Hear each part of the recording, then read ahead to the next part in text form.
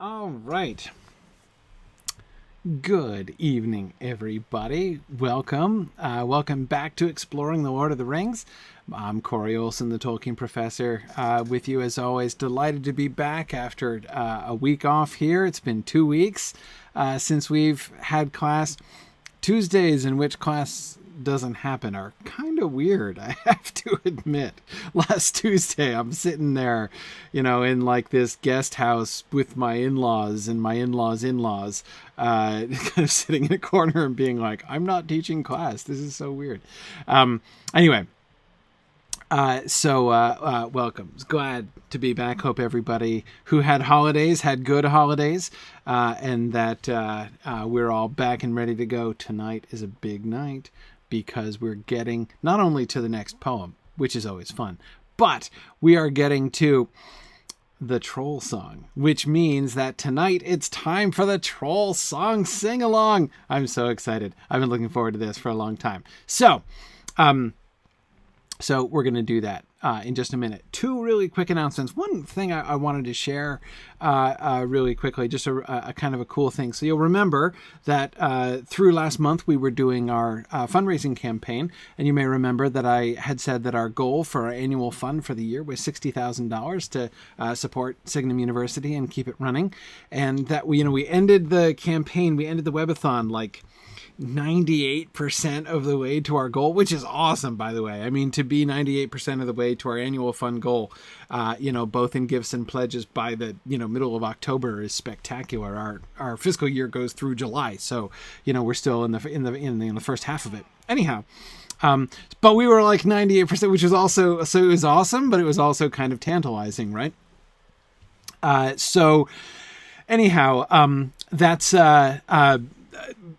But today is what many people call Giving Tuesday. It's kind of a recent thing. It's I've always felt it's like a little bit gimmicky, but of course, I'm president of a nonprofit university, so who am I to discourage giving? But anyway, Giving Tuesday is cool. I guess if like Cyber Monday and Black Friday are things, like Giving Tuesday should be a thing too. So anyhow, today is Giving Tuesday, and we received several new gifts today for Giving Tuesday. Several people who very generously remembered Signum University on Giving Tuesday, which brought us up to 100% of our goal. So we have reached our annual fund goal of $60,000 for the year, which is absolutely fantastic. So thanks to so many of you. Thanks to all of you who donated, who are so many of you. And just know that I really appreciate it, and that it really means a lot, both to me personally and to what we're doing and what we're trying to build moving forward. I spent a lot of time over Thanksgiving at my in-laws, kind of hiding in a corner with my laptop, working on strategic plans and financial projections and things. We're doing a lot of long-term planning at Signum as part of formulating and completing our application for accreditation right now. So we're anyway, I've been thinking a lot about that and thinking a lot about what we're building and where we're going, and it's really fun and really exciting. So anyway, just many thanks to everyone who was able to support us there.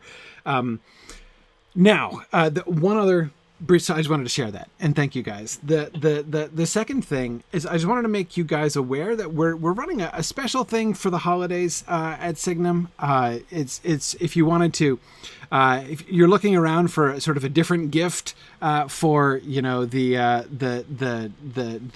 sort of dear geeks and nerds in your life, who share your interests and passions. I just wanted to let you know. So we're running this special on our Anytime Audit tuition. So you can do an Anytime Audit for classes, just in case you don't know about this program. Any of the courses that we've run before, you can audit them asynchronously, which means you get full access to all of the recorded lectures and all the class materials and all of the handouts and things. Plus, you also get access to the Signum library resources as well. So it's like you're able to participate in the class fully. It's asynchronously, but fully. And normally the tuition for our Anytime Audit classes is $95 a piece, but we're running a special specifically on gift certificates. You can give a gift certificate for an Anytime Audit. So you can give the gift of like Tom Shippey's Beowulf course or something like that, or like the Lewis and Tolkien course, which was so much fun, or my Tolkien's poetry class, which was super fun. Anyway, so many classes, so many things. The H.P. Lovecraft class, the Star Wars class, the science fiction surveys, so many things that we've done in the past. Anyway, so you can get a gift certificate to anything in our Anytime Audit catalog for $75, and they make very unusual and really rewarding Christmas gifts. So just wanted to let you guys know that was happening. If you just go to our homepage, signumuniversity.org, you'll see there's a little banner on the homepage, which you should be able to notice when you get there, where you can get more information on that. So cool. Yeah. Okay. I see several people are confirming that Anytime Audit classes are awesome. It's really a fun program. I've been really happy that we've had that going. So anyway, just wanted to let you know that is something that we're doing here. That's going to be running through the holidays, I think through all or almost all of the month of December, but it's officially launched and begun. So just wanted to make sure you guys were aware of that. All right. So it's been like we took 1 week off, right? So it hasn't actually been that long since we've had class together, but I'm always, some people call me really forgetful. I like to think of it as living in the present, which means that 2 weeks ago, I don't even remember what was happening. And trying to set up for class tonight, I'm like, wait, what happens now? What software am I supposed to be using? I don't even remember. So it kind of took me a while to get everything together. And it's was not helped by the fact that tonight is, there's a especially complicated little wrinkle tonight. Anyway, I'm excited for the sing-along, but we're not quite up to the song yet. We still have 2 slides prior to the song. So our first goal is to talk about those 2 slides, and then we will do the song. I also plan and hope to talk about the older version of the poem, but I don't really aspire to doing that tonight. I don't think that's going to happen tonight. We'll probably lead off next week with just a little comparison back to the older versions of the song, just to see sort of how it's grown and evolved, how it grew and evolved over Tolkien's lifetime. I mean, a good 50 years he was rewriting this poem many times. So anyway, we'll get to that. But oh yeah, and I should see. Look, I actually forgot to put my slides up. Hang on.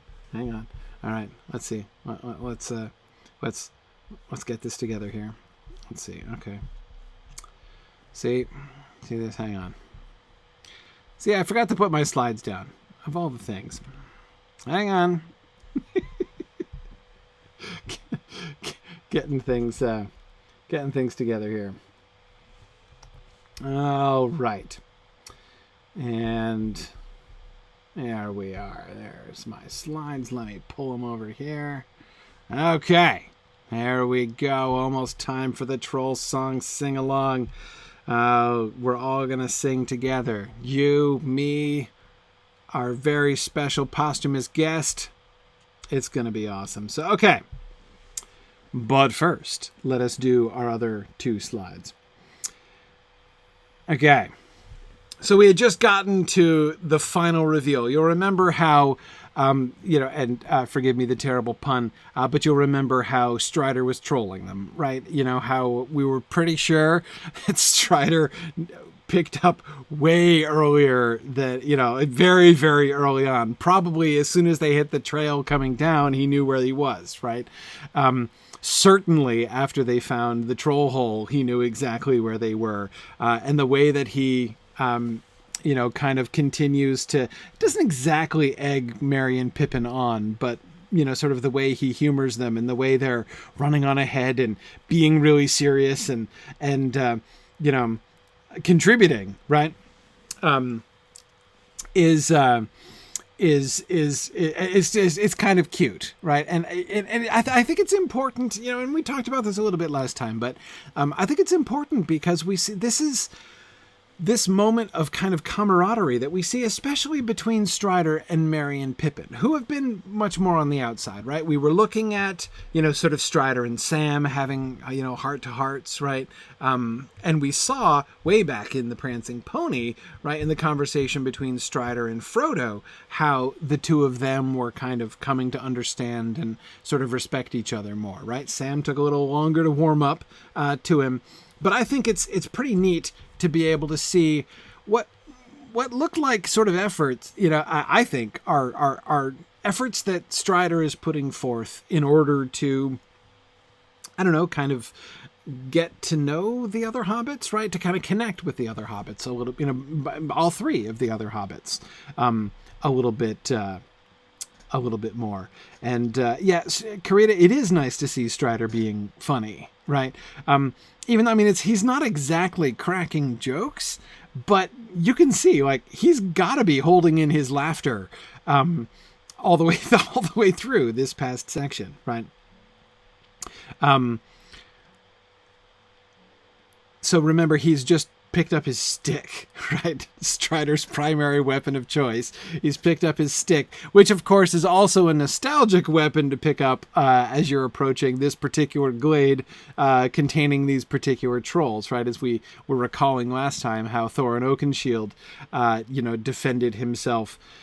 I was about to say manfully, but I suppose it's dwarffully, right? With a pointed stick that he pulled out of the fire. Back in The Hobbit. JJ says Strider can't be a good guy if he doesn't have some sense of humor. And Bruenir, I agree. He does seem to have loosened up a little bit. Certainly, Bruenir, you're right, compared to the, do not say such things, do not speak that name so loudly, that we saw. He seen, especially then, right? Moments when the hobbits were talking and they were laughing and joking with each other, and they were kind of having a moment, right, trying to keep each other's spirits up, and then in comes like Killjoy Strider, right, like squashing any of the good times that were happening in the party. It is cool to see. But obviously I don't think it's just that, I don't think, this is necessarily seeing Strider change or something like that. The point, I think, is that sort of the circumstances are different. And I think it's important. I think it's important to see this is the post like Nazgul attack world, right? For them to, he seems to have changed his tack, I think, significantly. He seems to be more concerned now with keeping with their spirits and with keeping their spirits up. I think we can see that in his conversations with Sam. I think we can see that in his interactions with Merry and Pippin here. And as we've been discussing, that's something that is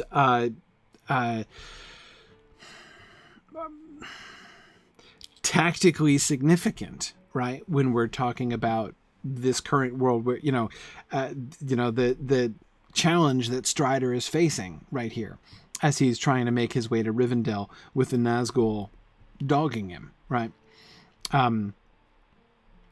Yes.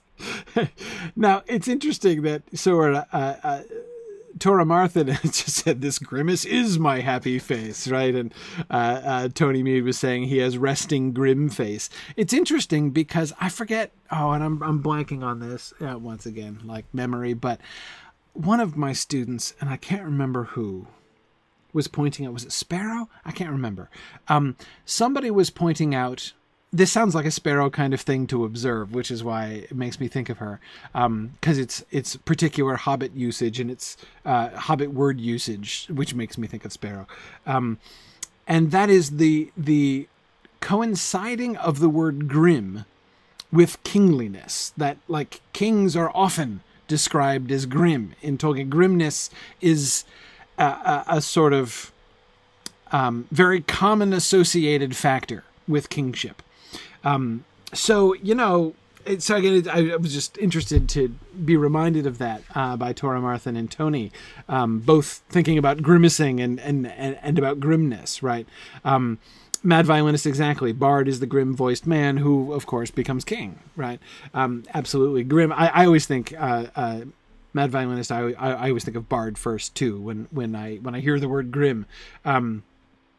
But anyway, it's definitely associated. We see Bard is not the only one who comes to be king who is described as grim.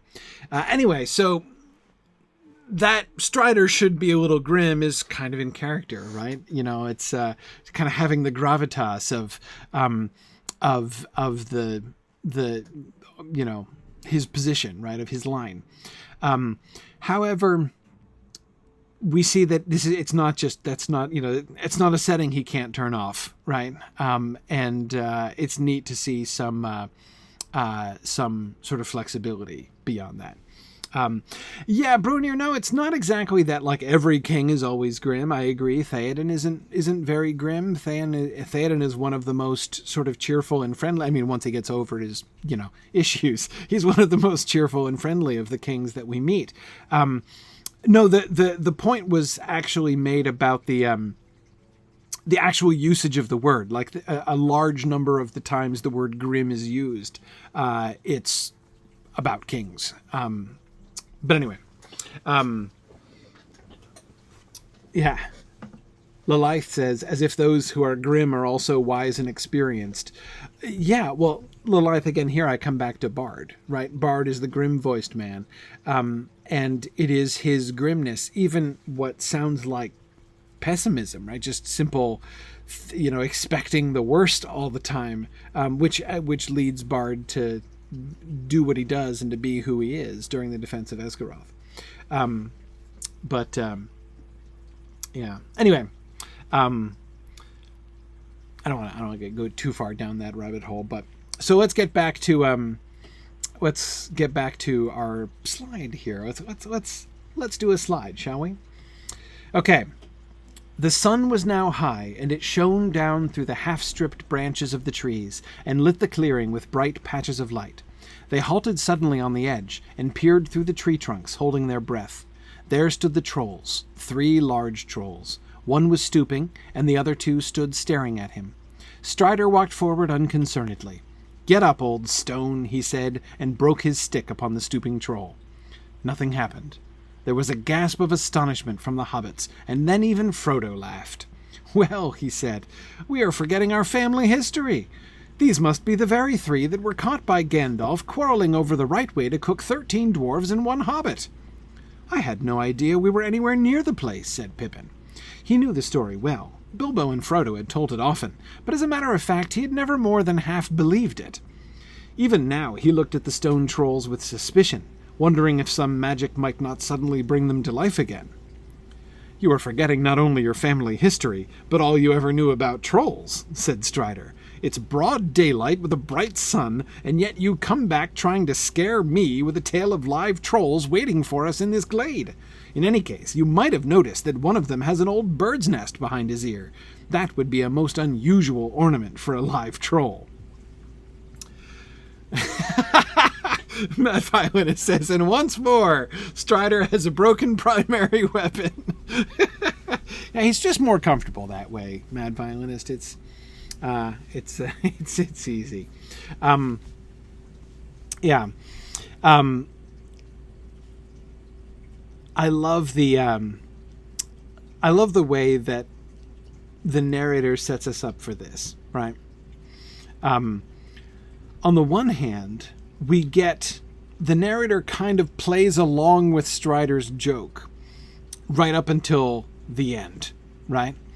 There stood the trolls, 3 large trolls. One was stooping, and the other 2 stood staring at him, right?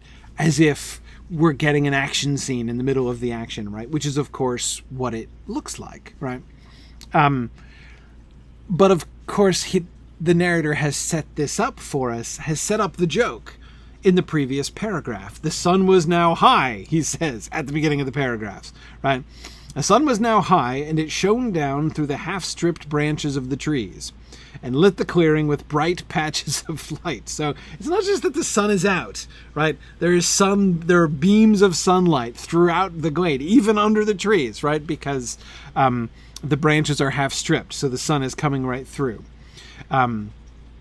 So they're peering through the tree trunks, holding their breath, which, of course, should remind us of the scene in The Hobbit, right? When Bilbo is first looking through the trees, peering out at these self-same trolls in this exact location, right? And this juxtaposition is especially strong, right?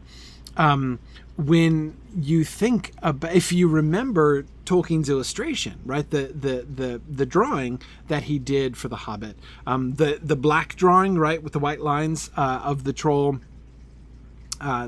camp, right, with everybody kind of peeking out behind trees and out of bushes and things, right. That's yeah. So that's something that we can. Something that we can see being sort of set up here, right? So we remember that, but notice how, again, the narrator has made a direct parallel to that scene and yet completely reversed it. Instead of a completely, almost totally black scene, right, as we got in that picture of Tolkien's, it's a very, very brightly lit scene, right? So it's this really bright. So we've got the sort of fear and dread of Merry and Pippin as they're afraid of the trolls, and you got to think, kind of impressed with Strider's bravado, right? You know, they've just come running back to him in the previous slide, right? Just in the last paragraph, and said, there are trolls. We've seen them, right? And notice the kind of boast there, right? We are such good scouts. There are trolls there. I sneaked right into the glade with those. I saw the trolls, and I came back, and they didn't even chase me, right? Those trolls did not even know I was there. That's how skillful I am, right? And of course, Strider's going to turn it around, and he's not going to say this, right? But, you know, like, good job hiding from the statue, right? Statue didn't chase after you, did it? Right? Wow, that was pretty. That was pretty good. But again, he's being gentle, right? He's actually letting them help in small ways, right? He's kind of humoring them, but also sort of setting them up here. Yeah, so Strider's walking forward is what kind of, I was going to say breaks the spell, but it's not exactly a spell, right? Because again, we have, like, the joke is already being sprung, right, in the description. The very contrast between the darkness and uncertainty and fear of the scene in The Hobbit and the brightness and sort of beauty of the day here is already, even if you have forgotten everything you've ever known about trolls, right? Even if you forgot about the whole turn into stone in the sunlight thing, it still does not feel anything like the same, right? Yeah. Get up, old stone, he said, and broke his stick upon the stooping troll. So here he, fake attacks it, right? Treats it like, sort of shows his unconcern. Get up, old stone, giving this useless command to it and treating it like, like a pet, like a, I'm not sure I'm not capturing it right. I'm trying to capture the tone of Strider's words there. Get up, old stone. I'm not sure. I'm trying to think of a comparison. I can't think of exactly the right comparison. I wonder if you can think of a better comparison than I can. Yeah. And JJ, you're absolutely right. I love the way the narrator sets it up in exactly that way, that the joke is in fact also on the readers if they've forgotten everything they ever knew about trolls, right? Or if, because they could get suckered in. It's easy to get suckered in here, right? Merry and Pippin are afraid, and they've just showed you that the narrators just showed you the trolls, right? Yeah.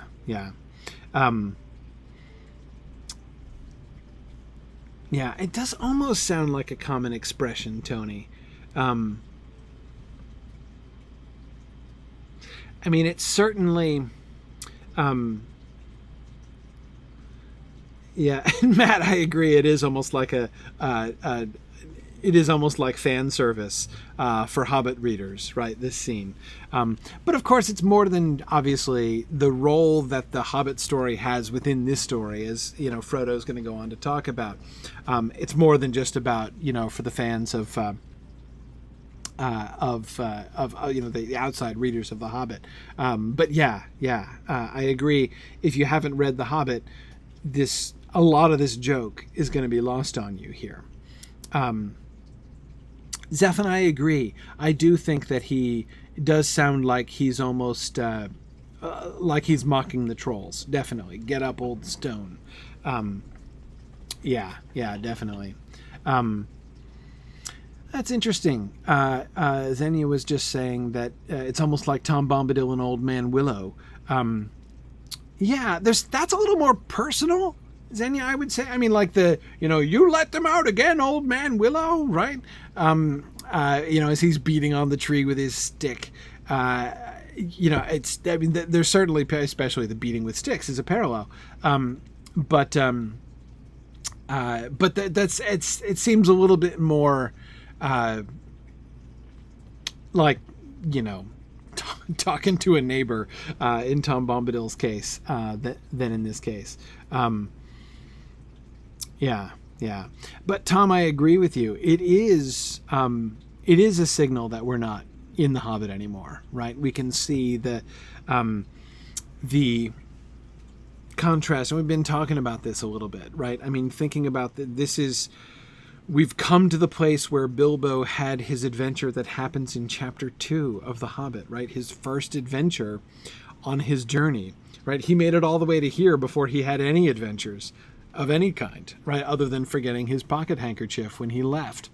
And, we think of all that Frodo has gone through already in the Old Forest and in Bree and with the Nazgul and everything, right? So, and the Barrow Downs and everything.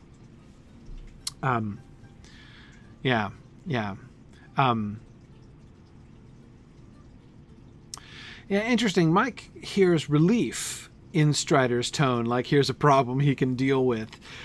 Yeah, certainly. It's nice to have a problem that's readily solvable, like this. Definitely. I don't know if he's like. I don't know if I would. What I want to be hesitant about is I wouldn't want to suggest that he's like, oh, finally something in my, at my pay grade, a problem I can handle. I don't see anything kind of self-deprecating in that way about this. Because, after all, Aragorn's pay grade is relatively high, actually, as it turns out. But anyway,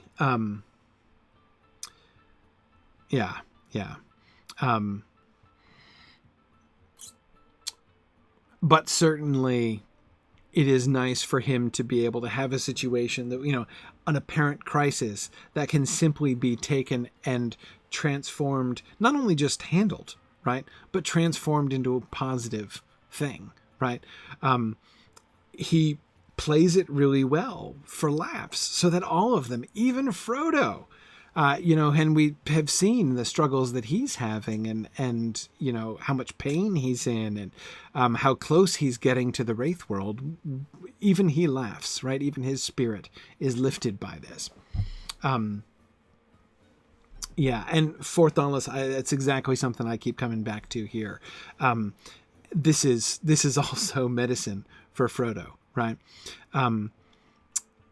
And it's Frodo, of course, who recalls it. I really like Frodo's characterization of this as family history. And notice our family history. The way that he includes all three of the other hobbits in that, right? Because, of course, Bilbo is related to both Merry and Pippin as well. He's they're not Bagginses, but they're all of them descendants of the Old Took, as seems to be about half the Shire, actually. But anyway, they're all descendants of the Old Took. They all are connected. But again, the way in which he, sort of more importantly, that it's not about family, I think, in terms of blood. What I think it's about is like, remember where we came from. Remember the spirit with which they pursued these things. And I keep coming back to that line of Mary's when he runs into them again. On the shores of the river, right? When he says, you seem to have been having adventures, which was not quite fair without me, right? The whole way in which they used to look at the world growing up as, sort of the nephews and proteges of Bilbo, right? Being in and out of Bag End, hearing his stories. And this includes Sam, right? So in this sense, it's Sam is included, I think, in this family history because they've all heard this story, right? And so the way that this gets brought in, so I think it is comic relief, but it's not just comic relief. I do think that this is lightening the mood and the spirits, which is super important, which is not only, I think, Fourth Dauntless, as you said, medicinal, but even, again, as I was suggesting before, tactical, right? I think it's really important. And yes, Matt was just saying the same thing, that it's interesting that family history does include Sam in a way. Absolutely. It's certainly going to be Sam's family history in a different way, right? In that this is going to be the history that Sam is going to be handing down to his family someday, right? But anyway, I would go one step further from that, right? In Frodo's comment, what I think that we can hear here is this sort of, remember back to the world that we came from, not the Shire, right? Not in the sense merely of like, oh, remember the Shire and how wonderful and comfortable and home-like it is. This is not like recalling the kettle just beginning to sing. This is, remember that sort of spirit of adventure that we grew up with. This younger generation of hobbits grew up with it that previous generations hadn't had, right? Because they didn't have Bilbo as their crazy uncle. But that kind of excitement, that kind of spirit, the spirit that made Sam delighted to go off and meet the elves, right? The spirit that again made Merry at least mock grumpy for missing adventures, right? That they had without him. It's they've lost some of that. They've had real adventures now, very serious adventures compared with which many of Bilbo's adventures are pretty tame, especially, again, even this early one, the trolls were no joke, right? I mean, the dwarves in Bilbo legitimately did almost get eaten by the trolls. So I'm not trying to minimize the danger that they were in, but again, it's a funny story, right? I mean, the troll adventures are very funny, and it seems pretty clear, even just from the tone of The Hobbit and the way they talk about it, it seems pretty clear that Bilbo used to play the troll story for laughs, right? So again, this whole spirit of fun, which was associated with like the wide world and the world of adventure and everything else, right? So to me, Frodo saying we're forgetting our family history really kind of recalls that, right? Like, we've put ourselves into a very different, headspace than we used to be in, right? Our whole outlook has really changed. We need to recall. It's important, right, for us to recall our family history, right? To recall that world, that experience that we've always had. Yeah.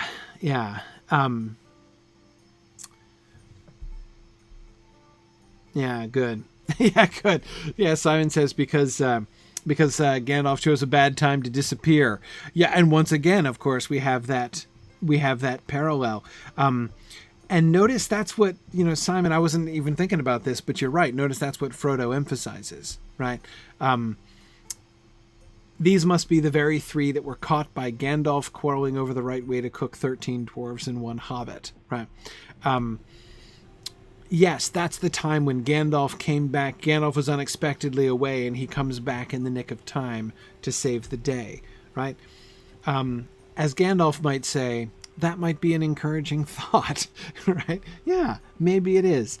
Yet another reason to remember this particular chapter of family history, and yet another way in which I think this incident can be, helpful, can be healing, can be strengthening in this sort of spiritual battle that we have seen them fighting.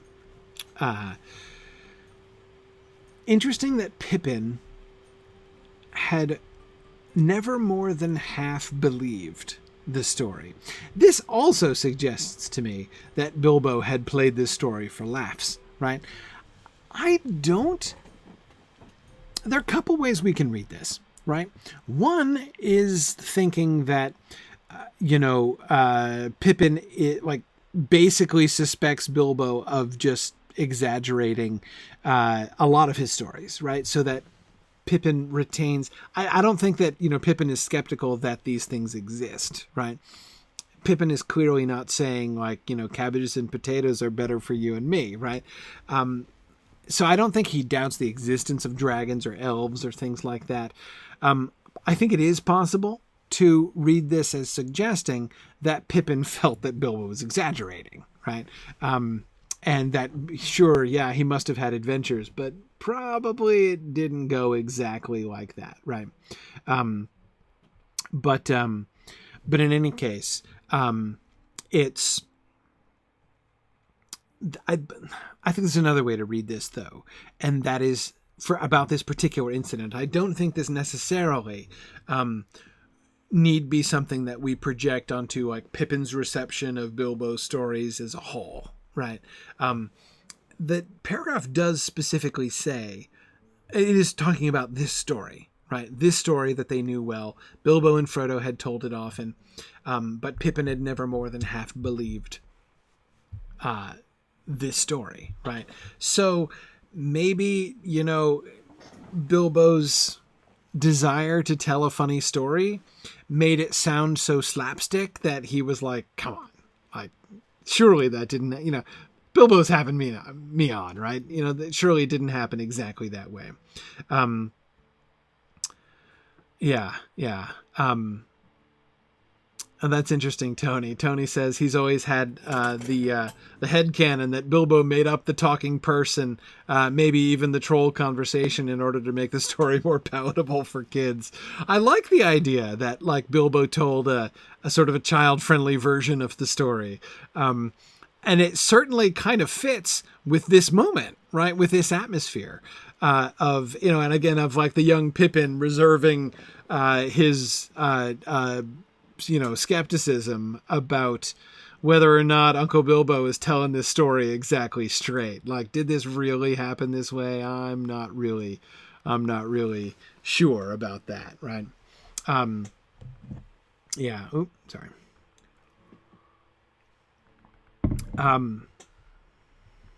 His suspicion is interesting. I take his suspicion as being still Pippin. Remember, this was Pippin's big moment, right? This is his big contribution. This is Pippin, master scout and bold explorer, right? Who found the trolls and came back and reported them. So it seems to me like he's kind of not really willing to let go of the fact that there might possibly actually be some danger here that he cited. But yeah.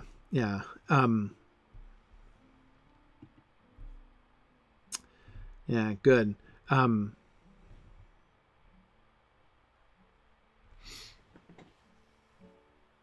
Yeah, good. Yeah, the mad violinist is suspecting perhaps the future narrator is having a little fun at Pippin's expense. Matt, what do you think? That last sentence?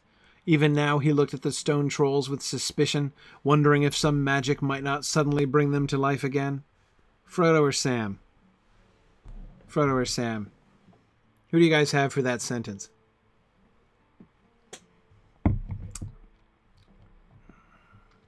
Let's see. Oh, we've got voting here. Okay, we're pretty evenly split. Okay, a couple more Frodo votes are coming in. I'm going with Frodo on this, I think. I don't know. It could be either one. I could be convinced, I think. I think...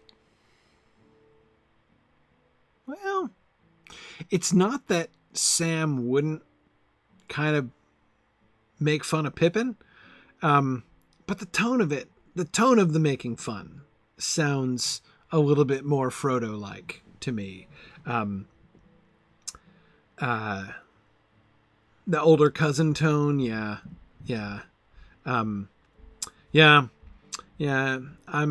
I'm thinking probably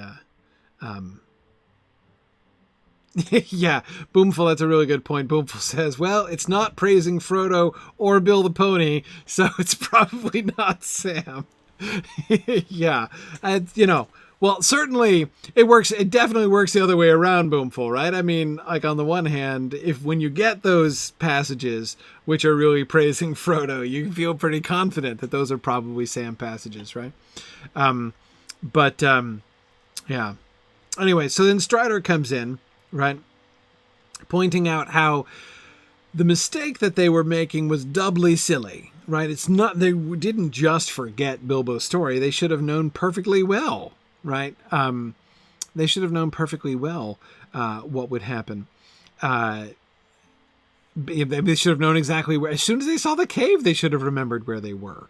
But of course, pointing out that it wasn't just that, right? Even if you had taken nothing else from Bilbo's story, the fact that trolls turn to stone in the sunlight, probably something you could have retained. Yeah.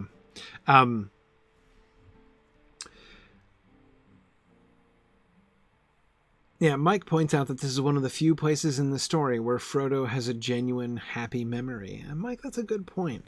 Well worth remembering, I think. Yeah. Okay, here's Zephin's argument. Yeah, okay. Zephin says that, let's see, where's the... Oh, from earlier on?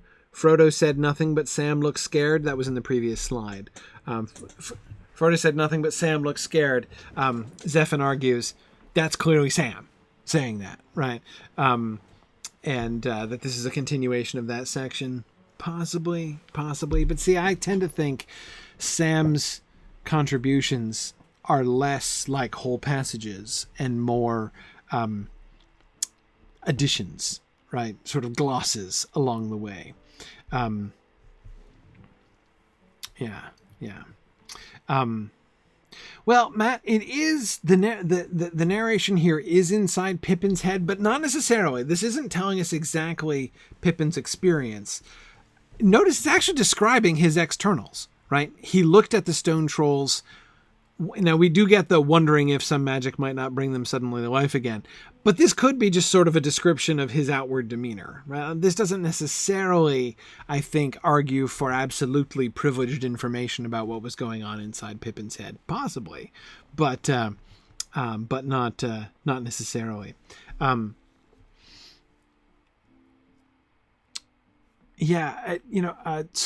Seamus, I think, let's see. Seamus says, how do I think Frodo was affected by visiting the troll location? Originally he wanted to follow in Bilbo's footsteps, but do I think the poison of the wound has overtaken that part of Frodo yet? I don't think it's necessarily about the wound, the poison overtaking it, but remember the insight that Frodo has way back in Bag End, right? When he says, this is no holiday, right? This is no there and back again journey. He does feel the desire to follow in Bilbo's footsteps, to go on an adventure like him, to run off down the path. He feels that, but he also is very conscious of the fact that this is a different kind of adventure, right? And it's not going to work out the same way that Bilbo's did. So I would add, therefore, that this is that I would have to think that this would kind of bear this into him a little bit more, right? That he would be thinking about this, probably even that factor even more. It's funny, it's charming. Everybody laughs, and it's definitely a lighthearted and a warm moment. And yet, when you think about it, as I'm sure, especially in his pain, continuing pain and darkness and surrounded by shadow as he is, in the next hours and days, as Frodo reflects on this, I'm sure he's going to be thinking, not exactly Uncle Bilbo had it easy, but again, to be even more painfully, even much more presently aware of the fact that this is not a there and back again journey, right? His journey is not his uncle's journey. And again, it's not just that he's had it harder, but everything is different. The stakes are different. It's a different kind of adventure entirely. Coming this way on the way to find a treasure, right? Going treasure hunting and going this way is one thing, right? To be, hounded and hunted and pursued by the deadly spies and servants of the enemy, on this, desperate and apparently hopeless quest, that's a different, very different kind of place. Yeah.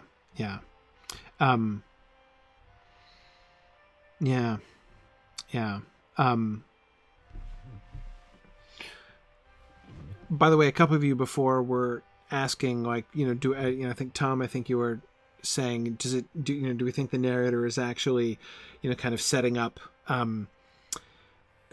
the readers up to think that Gandalf might appear here, right? I think there's a little tease of that. We are certainly reminded of the fact that this is a moment, right, where Gandalf returned and showed up in the nick of time after having been unexpectedly away. And of course, it's not the only time that does happen in The Hobbit, as some of you were recalling. And that's the situation again. And Gandalf is certainly on the horizon, right? And certainly a big part of Frodo's own hopes, even Strider's, hoping to meet up with him at Weathertop and whatever. But yeah, no, Finn, I agree. That never was something I came away thinking, but it is interesting to sort of see. You got to be wondering if that's, one of the things again, that's also in Frodo's mind, right? And Lalaith, I agree. This scene also really does help us to understand that this is different from The Hobbit. And again, Lalaith, I go back to that comment of Bilbo's in Bag End, right? That it's not just that he is. Well, no, let me come at that a different way. He says this is not going to be a there and back again journey, but what does that mean, right? I mean, we know the story, right? We know what's going to happen. So of course when he says that, we have lots of things that we could say about that. But Lalaith, I agree that, first time readers aren't going to have a key to that yet. Okay, it's going to be different, but how is it going to be different? I mean, remember, this book started off as a sequel to The Hobbit, like more Hobbit adventures, right? And it's, Chapter 2 has changed that already significantly in the attack of the ring wraiths, and it's already different. But this is a really interesting sort of touchstone in that. Again, this sort of reminder.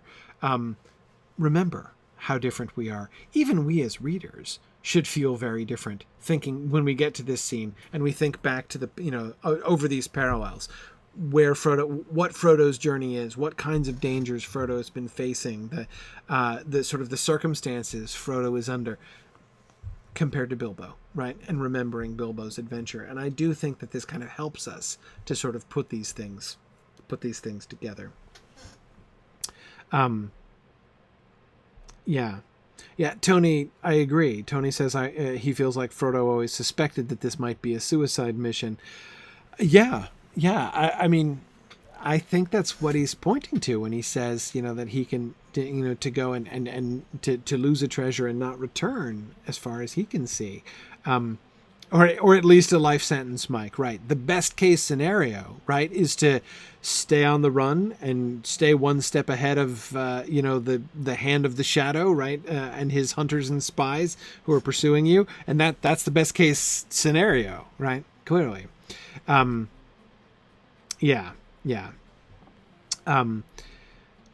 Yeah, exactly. For Thoughtless, I agree. I don't think he's reconciled himself to death yet. Remember, he's not even sure that he's gonna. He's not even sure that he's gonna going on from Rivendell. It's not obvious. Gandalf said, like, maybe you'll take the ring to, the Fiery Mountain. Maybe that quest will be for others. So Gandalf has thrown it out there, right, already back in Bag End, but it's not clear. Rivendell is their goal. But yeah, he can't go home again because the enemy's hunting him. So one way or another, he's not going home. But yeah, does he recognize the fact that, especially now, not only now in the sense of after what he's experienced, but now that, like, he has the wound and the weapon of the enemy working its way towards its heart. Do you think Frodo has some kind of sense, right, that maybe things aren't going to pan out real well for him? Yeah, I think he's probably thought about that. What being continually hounded and hunted by the servants of the enemy might look like. I think he's got a shrewd guess as to what that might be like.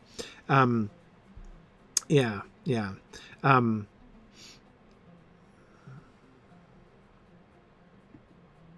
Cool.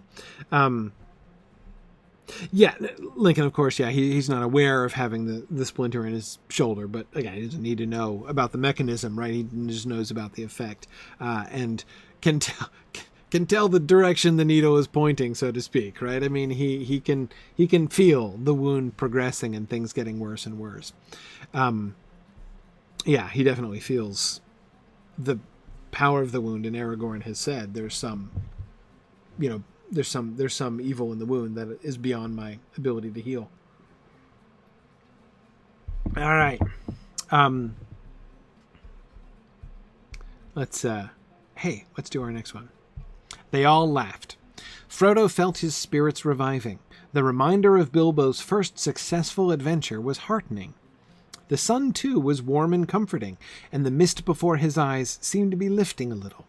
They rested for some time in the glade, and took their midday meal right under the shadow of the troll's large legs. "Won't somebody give us a bit of a song while the sun is high?" said Merry, when they had finished. "We haven't had a song or a tale for days." "Not since Weathertop," said Frodo.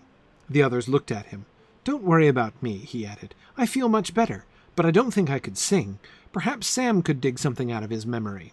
"Come on, Sam," said Merry. "There's more stored in your head than you let on about." "I don't know about that," said Sam. "But how would this suit? It ain't what I call proper poetry, if you understand me, just a bit of nonsense. But these old images here brought it to my mind." Standing up with his hands behind his back as if he was at school, he began to sing to an old tune. All right. Get to the old tune in just a minute. School Finn, right? So we've got the school issue here, right? And again, so as if he was at school. This, I think we can understand in one of two ways, right? Either A, this is like a word that they actually used because he's thinking of like his lessons at Mr. Bilbo's, right, as school. Or B, this is the narrator translating, right? And there are lots of examples of this in The Hobbit, especially in the first edition of The Hobbit, like the references to Christmas. There are two references to Christmas in The Hobbit, one of which gets cut out. I think the other one is still there, right? One is the comparison of some of the trees the dwarves climb up into in the Wolf Glade, comparing them to Christmas trees. And the other was definitely changed in, I think, the third edition of the Hobbit, second or third, I can't remember which, the description of Elrond, where he is called, you may remember, kind as summer at the end of his description. But in the first edition of The Hobbit, he was kind as Christmas. And of course, we've seen this in The Lord of the Rings, but very much more rarely. Most notably, of course, in the anachronistic reference to the express train, which the dragon firework, right, which swoops down and passes over like with a sound like an express train.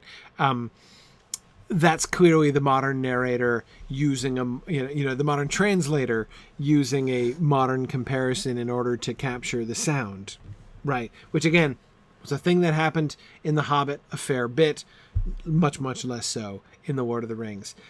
So much less so that I find myself a little resistant to that reading here.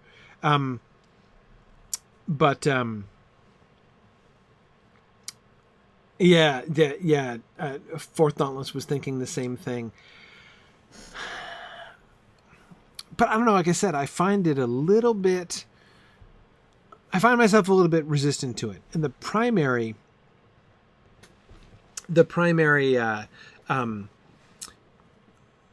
source of my resistance is just how, like, we're way past that. I mean, some of that remains in chapter 1. There are not very many examples of that in the like post chapter 3 world of even of the Fellowship of the Ring. So yeah, it seems to me more likely that Sam actually went to some kind of that word school is in Sam's vocabulary, and certainly reciting poetry, standing up with your hands behind your back, is certainly something he would do. I mean, we even in the Gil-galad poem, right, which he was reciting, which he clearly learned by heart, right, and was reciting from memory. We know he's done this kind of thing, right? Yeah. Matt points out that the high literacy level of the Shire, a comparatively high literacy level, makes him think that there has to be a school. Very possibly. I think it's possible. I don't know. But it seems possible. The King's Rider would have gone to a school. Yes, I agree.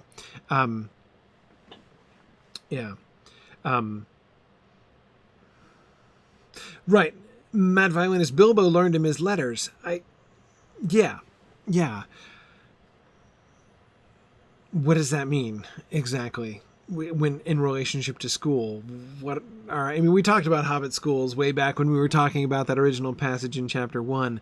Yeah.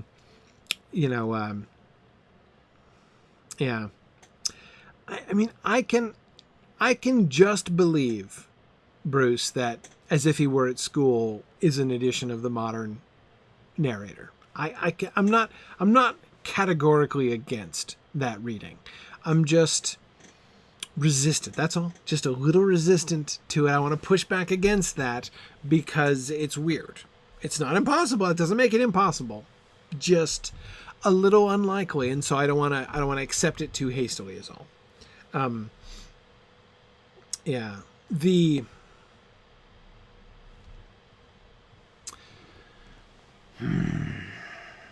Well, okay. All right, JJ's going to try and get me off on a big tangent here. Okay.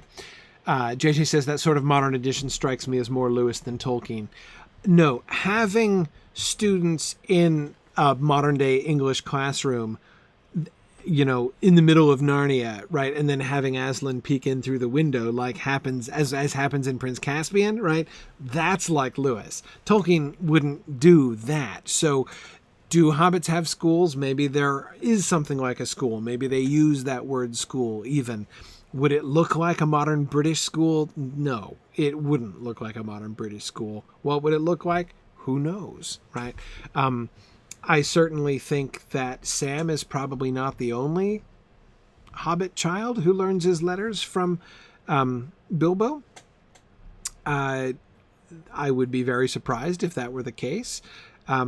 Again, the existence of the of the Gil-galad poem suggests that Bilbo is thinking in educating terms, right? So there might have been something like a school that is a group of kids all learning their letters together from old Mr. Bilbo, right? Yeah, that seems to me very likely. It seems to me very likely. And quite charming, actually. I really love that idea, actually. Yeah. Anyway, okay. Okay. Let's see what else. Notice how Frodo recalls this. They haven't had a song since Weathertop. And Frodo is the one who recalls, well, Merry says we haven't had a song or a tale for days. Note how immediately there's this so we've got several things associated here together, right? The sun, high spirits, and a song. And they have not had that much like ease and sunshine over the last several days, as we've seen. They've been afraid, they've been weary, they've been wandering in very difficult terrain. It's been gloomy, it's been wet at times. You know, I mean, it's not been an easy journey to this point, apart from, from Frodo, or in addition, I should say, to Frodo's wound. But then now this whole day, right? Yesterday was a bad day, but they got to the top of that pass, and ever since today, ever since the sun rose and drove away the mist, and now and those dreams that Frodo was having, and now they've been going downhill, and the sun is shining, and now they're all laughing and remembering happy things and happy times and different points of view, and now immediately they say, "Hey, how about a song?" Right? And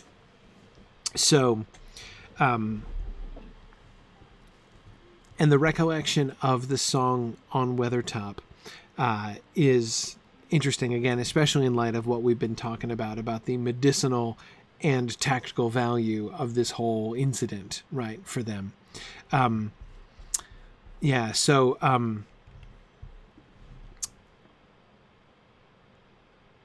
It's Frodo who suggests that Sam should sing a song. Perhaps Sam could dig something out of his memory. Notice that, but just briefly before that, notice that Frodo is working to help to keep everyone else's spirits up as well, right? We can see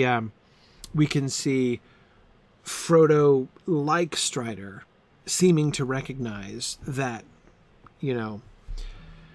pushing along the good cheer is a good thing, and to reassure them, hey, look, I'm good. Let's be happy, right? Let's have happy memories here, and let's do happy things. Don't feel like you have to be sad and grim because I'm wounded and possibly mortally wounded, but it's okay. Let's be happy, right? Yeah. And you're right, Finn, that Frodo knows that Sam is more than he seems, right? Though the rest of them do too, right? Merry says there's more stored in your head than you let on about, right? Certainly if Merry never suspected that before, he learned it when Sam suddenly comes out with the Gil-galad poem, right? Which just happened relatively recently.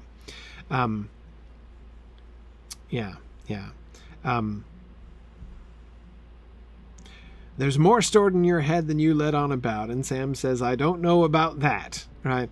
That's a very Sam line. But he does immediately have a song for the occasion. Right? So let's sing the song. It's time to sing the song. So this, of course, is one of the really delightful songs of the Lord of the Rings for lots of reasons. One of the reasons, of course, is that Tolkien himself loved this poem. There's lots of indirect evidence of Tolkien's affection for this poem. Merely the fact that he kept revising it and rewriting it as he went through life. He first wrote this, and I'll show you the first version of the poem next week. But the original composition of this poem was for it was included in a small publication, which is by far the nerdiest, geekiest thing that Tolkien ever did in his entire long life, and that is the publication that he did while he was at Leeds, it was back in 1920, I believe, right around 1920, called Songs for the Philologists. It was a series of poems composed or translated by the philology professors of the University of Leeds. And they were doing things like translating Twinkle Twinkle Little Star into Gothic and that sort of thing. It's so yeah, the Songs for the Philologists is high level geekery by Tolkien, and yeah, Karina, it is adorable. So yeah, Finn, he had written that poem back in like the late teens, early 20s, the original version of the old troll song, and he had revised it since then, and he then included it in the Lord of the Rings, and then he continued to revise it, as we'll hear. Let's I want to just talk briefly a second about the poem before we sing it. So first, a note about my notes here. So you'll see I've made some marginal annotations here in brackets. The text, the primary text, is the published text. What's in the brackets? So I'm going to play Tolkien singing this song. What's one of the things that makes this song also one of the delightful songs is that we have a recording of Tolkien singing this song himself. And one of the things that is really fascinating to me is that Tolkien, and this is well after, of course, I don't remember the date. If anyone knows the date of Tolkien's recording of this song, I don't remember it offhand. But anyway, it's significantly after. It can't be before the 60s. So anyway, it's significantly after the publication of The Lord of the Rings. And you can hear he's been continuing to revise it. The text the words that he sings in this recording are not only different from the published text, they're different from any published text. It's even different from the version that goes into The Adventures of Tom Bombadil. So he has continued to like improve this song as time has gone on. So I've just made notes because otherwise we're going to be singing. So I want to do a sing along with Tolkien, but he's singing different words from the published words. So I've included the differences just so that you can see. So as we go through the song, you will see there's a couple of lines that he has changed more significantly. One of the interesting and sort of strange things to me is that he changes the names, right? Tom, the main character, in as much as the troll is the main character, I guess Tom is the secondary character, but the primary human character in the poem is Tom with his big boots on, of course, and he changes him to John. And he changes him to John and his uncle to Jim in this later version, and I don't really know why. Yeah. Tony says he thinks it's around 1968. Yeah, that sounds right to me. Yeah. But anyway,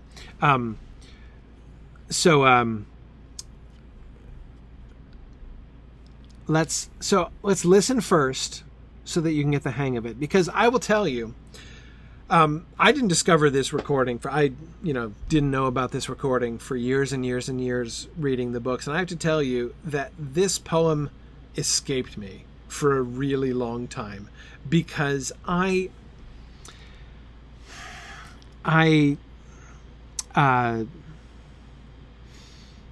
couldn't parse it. Rhythmically, I couldn't get it. I didn't get the kind of song that it was. I was just trying to read it like serious poetry, right? So I kept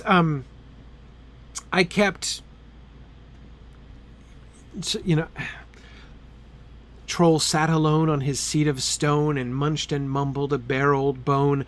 For many a year he had gnawed it near, for meat was hard to come by. And I'm fine with that, right? You can hear the rhythm. It doesn't sound we'll look at this in more detail next time, but it doesn't. It sounds like it fits with the other Hobbit songs that we've heard, and then done by gum by. I'm like, what do you do with that? I didn't know how to read it. Like I was trying to read it aloud, and I didn't know how to do it. So I'm like, for many a year he had gnawed it near, for meat was hard to come by. Done by gum by. In a cave in the hills he dwelt alone, and meat was hard to come by. It has a strong rhythm, but I'm like, I couldn't recite it aloud. I didn't know how to do it, right? It never really made sense to me. And so yeah, when I say serious poetry, Lincoln, I mean, I could tell it was a joke, right? It was a funny poem. It's not that I thought it wasn't, it's not that I didn't think it was funny. It's just, again, I didn't know how to do it, how to sing it. So anyway, as soon as I heard Tolkien sing it for the first time, I was like, oh my goodness, like this changes my entire world, right? Now I get it. This is like a pub song, and the done by gum by line, the cave-yard, pave-yard line, this is like for people in the pub, drunken people in the pub to join in, right? You get a chance to exactly, Wheel Rider, you get the audience yelling out certain parts. Exactly. That's just exactly what's happening here. And notice how we get the repetition of the lines at the end, right? Not exactly duplicates all the time, though that was the original mode, by the way. Originally, the last two lines were exact repeats of the two lines before, so that people could listen to the verse. Remember, people in the Prancing Pony were doing this kind of thing, right? They were joining in because they were quick in picking up words. So you say you do the first four lines, right? And then you invite people to join in on the rhyme, right? And they can shout whatever silly rhymes they can think of, right? It doesn't really matter. And then they repeat the last two lines with you. So it's an audience participation thing. And I was like, oh man, once I got the audience participation thing, I was like, yeah, this is makes so much more sense. And yeah, Tom, wasn't that fun? Yeah, we did do it. We did sing this together at the New York Tolkien Conference a few years ago. That was a lot of fun. Okay, so first let's listen to Tolkien sing it so you can get the tune in your head, and then we'll sing it together with him. Okay, I think I'm going to try to remember to sing the newer words that he made up so I can sing along with him, and you have to join us. But let's listen to it the first time, and I'm hoping to make sure. Tell me that the audio works, or tell me if the audio works. I mean, I think I've got it piped through to everybody, both in Discord and on Twitch. Ooh, shoot. The people on Twitter aren't going to be able to hear it. Darn it. Actually, hang on. I think I can fix that too. Nah, maybe I can't. Darn it. Okay, so if you're on Twitter, go to Twitch. Just go to Twitch. Twitch.tv/SignumU. You should totally do that. Then you can get the audio with the with the song here. Okay, here we go. Standing up with his hands behind his back as if he was at school, he began to sing to an old tune. Oh, wait, hang on. Now I'm not getting it.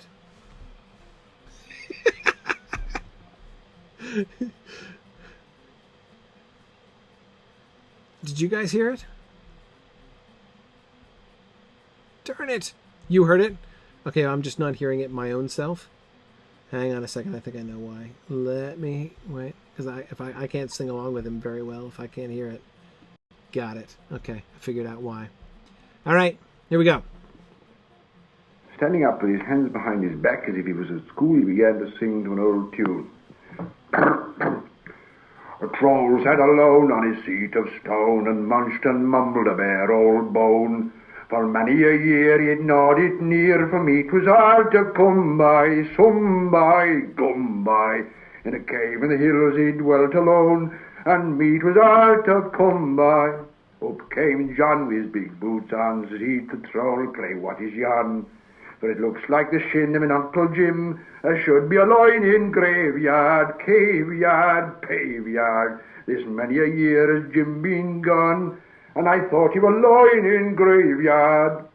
My lad said, Troll, this bone I stole, but what be bones that lie in a hole?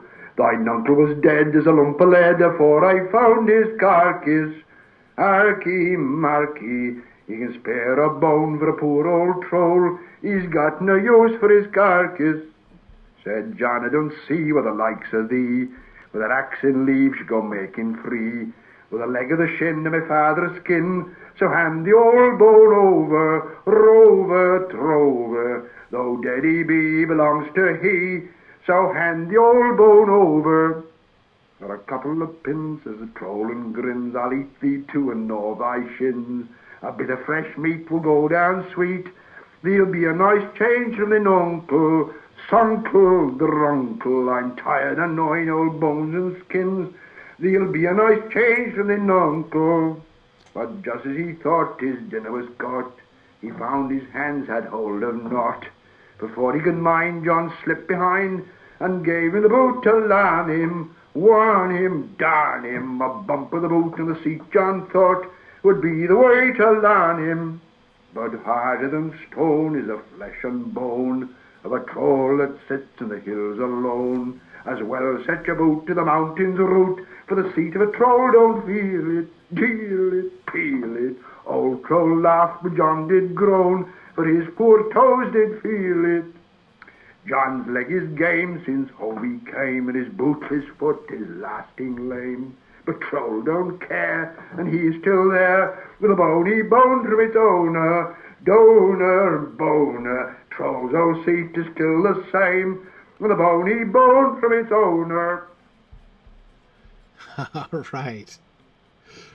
Alrighty, so I apologize. I don't know why the audio is not working great on Discord. I guess it's better on Twitch, so that's good. Wheel Rider, it's actually pretty remarkable that Tolkien does not sing this song faster than he does. If you've ever heard him sing or recite anything else, and there are several recordings of this, he's super fast. I mean, listen to his recitation of Nemarie, of Galadriel's Quenya poem. Holy cow! He's gonna like set things on fire with the pace that he rips through that. And yes, the Ents March is insanely fast, Aerocab. I mean, he has a tendency. He loves to recite things. He had a really fast voice. And students often found him hard to follow, actually, in his lectures and things. But anyway, it's so therefore I find that the fact that he does not sing this song, like his pants are on fire, is interesting, actually. You can hear the, dramatic cadence that he's coming up with, and I love the moment where you can actually, I'm pretty sure that what you can hear is his foot tapping in one place. Can you hear that in the background? But anyway, okay. So let's, and yes, I know there's a delay on Twitch. I know that's it's an issue there too, but we'll persevere. We'll see what we can do here. So let's do it again. Let's sing together. Ready? So you have to sing. You have to sing with me. You have to sing with me and Tolkien. We'll try to sing Tolkien's later version of it, and we'll sing it together, and then we'll talk about it more in detail next week. Okay. Standing up with his hands behind his back as if he was at school, he began to sing to an old tune. A troll sat alone on his seat of stone and munched and mumbled a bare old bone. For many a year he had gnawed near, for meat was hard to come by. Dum by, gum by, in a cave in the hills he dwelt alone, and meat was hard to come by. Came Tom with his big boots on, said he to Troll, pray what is yon? For it looks like the shin of mine Uncle Jim, as should be a lying in graveyard, caveyard, paveyard. This many a year has Jim been gone, and I thought he was lying in graveyard. My lad said, Troll, this bone I stole, but what be bones that lie in a hole? Thine uncle was dead as a lump of lead, for I found his carcass. Harky, Marky, you can spare a bone for a poor old troll, for he's got no use for his carcass. Said John, John, I don't see why the likes of thee, with that axe and leave, should go making free, with the shank and shin of my father's kin. So hand the old bone over, rover, trover, though dead he be, it belongs to he. So hand the old bone over. For a couple of pins, says Troll, and grins, leap thee to and gnaw thy shins. A bit of fresh meat will go down sweet. I'll try a nice change from thee, uncle. Sunkle, drunkle, I'm tired of gnawing old bones and skins. There'll be a nice change from the uncle. But just as he thought his dinner was caught, he found his hands had hold of knot. Before he could mind, Tom slipped behind and gave him the boot to warn him, darn him. Bump of the boot on the seat, Tom thought would be the way to larn him. But harder than stone is the flesh and bone of a troll that sits in the hills alone. As well set your boot to the mountain's root, for the seat of a troll don't feel it, deal it, peel it. Old Troll laughed, but John did groan, for his poor toes did feel it. Tom's leg is game since home he came, his bootless foot is lasting lame. But Troll don't care, and he's still there, with the bony bone from its owner. Donor, boner, Tom's old seat is still the same, and the bony bone from its owner. Okay. So, awesome. A lot of fun. Okay, so I'm sorry, I don't know if the audio exactly synced up on Twitch or not. This is a complex audio melding I'm doing here. But anyway, super fun. Again, like I said, it like changed my life when I heard this. I'm like, now the Troll song went from one of my least favorite, possibly my very least favorite. I mean, I would have told, like, back in my 20s, I would have been like, the Troll song, come on now, that's just not very good. I don't even know how that goes. But as soon as I heard him sing it, I'm like, okay, and now it's like one of my favorite. I'm like, I literally, like, you know, walk around singing the Troll song off and on. In fact, like, my kids know that song. My teenager knows that song because he's like, don't embarrass me, Dad. Anyway, so it's meant to be clearly sung together, right? And I'm sorry, I kept switching back and forth between John and Tom. I can't the new words. I can't leave Tom behind. It's tough. It's tough. So I know I was kind of phasing in and out of John and Tom there, but anyway. But yes, he is singing to an existing tune, Irindis. This is an old traditional song. What's it? The Fox Went Out, I think, is the name of the folk song that whose tune he is borrowing in order to use this. But yeah. So there's a legitimate song. I do not think, though, Irindis, that by itself explains why he's not singing this like his pants are on fire, because I don't again, like, it's just the way that Tolkien talked, and you can still hear it there. You know, some of the places where his rhythm is, where he'll get into, like, as well set your boot to the mountain's root, he'll just like rip through like the second part of that line. It's just the way he talked. Yeah, the fox went out on a chilly night. Karita. Yep, that's it. Anyway, yeah. So this song is so much fun, and I'm not going to spend as long talking about it as I spent talking about, the Baron and Luthien song, of course. But it's still worth looking at. We can start a little bit here tonight. Yeah. but I do think that he's.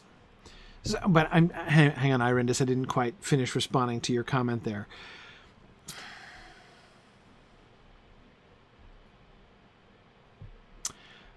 I would say this, one of two things here.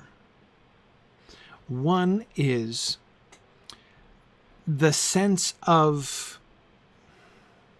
I'm going to say public performance, but that seems a little silly, as him reciting or singing any of his poems is a public performance, right? So like, why would this be sort of more public performance? But anyway, it's the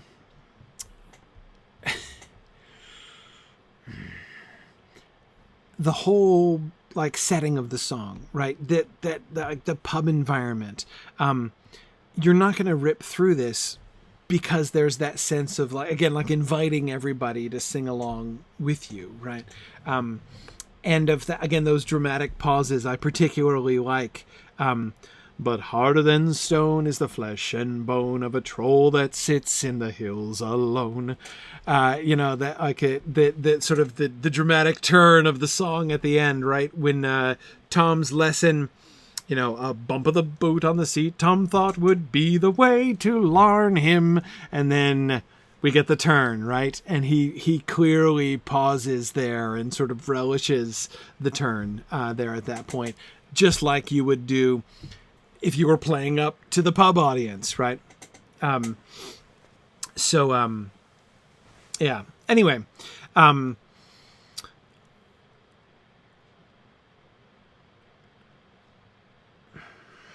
the other thing I think is that the rhythm is not his.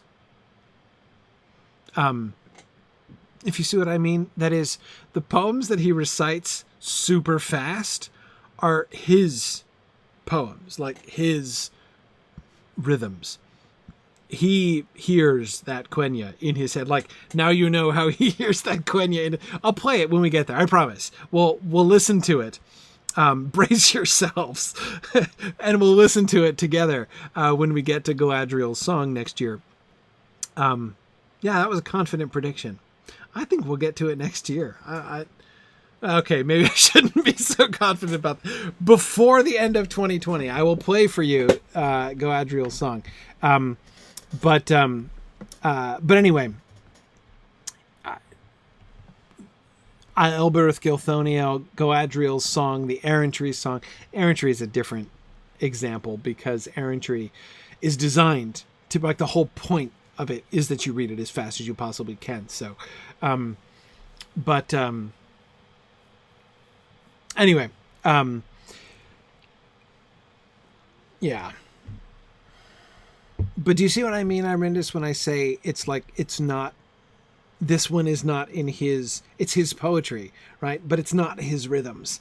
And so he's performing somebody else. He's performing a traditional song with new words rather than just reciting these, his words and his verses. Yeah.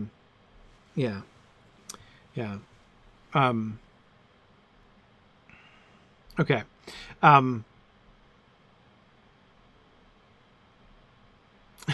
Lincoln says he's envisioning old man Mr. Former Mayor Sam Gamgee in the Green Dragon leading the song for the crowd. Yeah, oh, absolutely. Why wouldn't he? Yeah.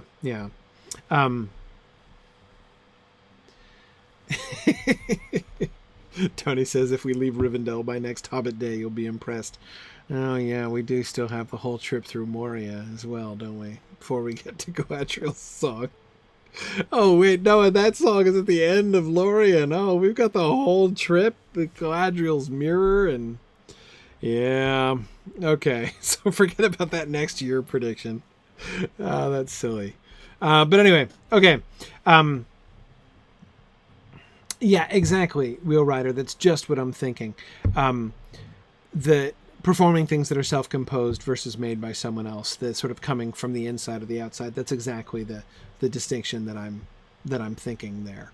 And that this one is much more like a playing up thing. Like he's not playing up to anybody, when he's not playing up to a crowd when he's reading the Quenya poem, a Quenya poem. He's at least imagining sort of playing up to a crowd here. Yeah.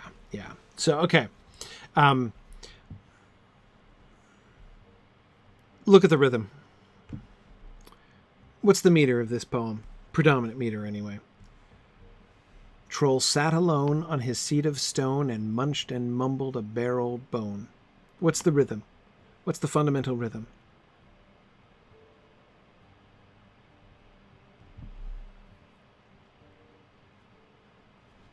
What do you hear? Yes, fourth dauntless, I hear I ams too, especially in that second line. And munched and mumbled a bare old bone. Yeah. There's lots of liberties taken with there's more liberties taken with, because again of the sort of the way in which it's sung. It doesn't have to scan perfectly because it's sloppy. Folk songs are often sloppy in this way, but definitely an iambic feel. Troll sat alone on his seat of stone and munched and mumbled a bare old bone. How many beats in the line? And you're right, mad violinist. The stresses line up neatly with the beats of the music. Yes. Troll sat alone on a seat of stone and munched and mumbled a bare old bone. For many a year he had gnawed it near, for meat was hard to come by. Yeah. Now you'll notice there are a few places where the rhythm differs from it, right? And you can, and it's interesting because the effect of that is syncopation, right? And munched and mumbled a bare old bone. For many a year he had gnawed it near, for meat was hard to come by. For meat was hard to, the hard there, right? For meat was hard to come by. It deviates, right? But notice how the deviation works. Karita, when I say sloppy, I did not mean it as a slight. I don't mean that as an insulting word. I only mean not rigid, not strict in its meter. So the first two lines, there are generally 4 beats in a line, especially in those first two, right? For many a year he had gnawed it near, for meat was hard to come by. Now notice the shape of the lines. I've done here the indentations as it's presented in the published text, right? And notice how the lines keep getting shorter. Those indentations keep moving in before they go out again and come back, right? Yeah, Tony says he can imagine the note on hard being stretched out, right? For meat was hard to come by. Yeah, I can certainly imagine that. And Wheelwriter, you can totally swing pints back and forth as you're singing this song, definitely. Which is why a good iambic beat works really well for that, right? That makes a lot of sense.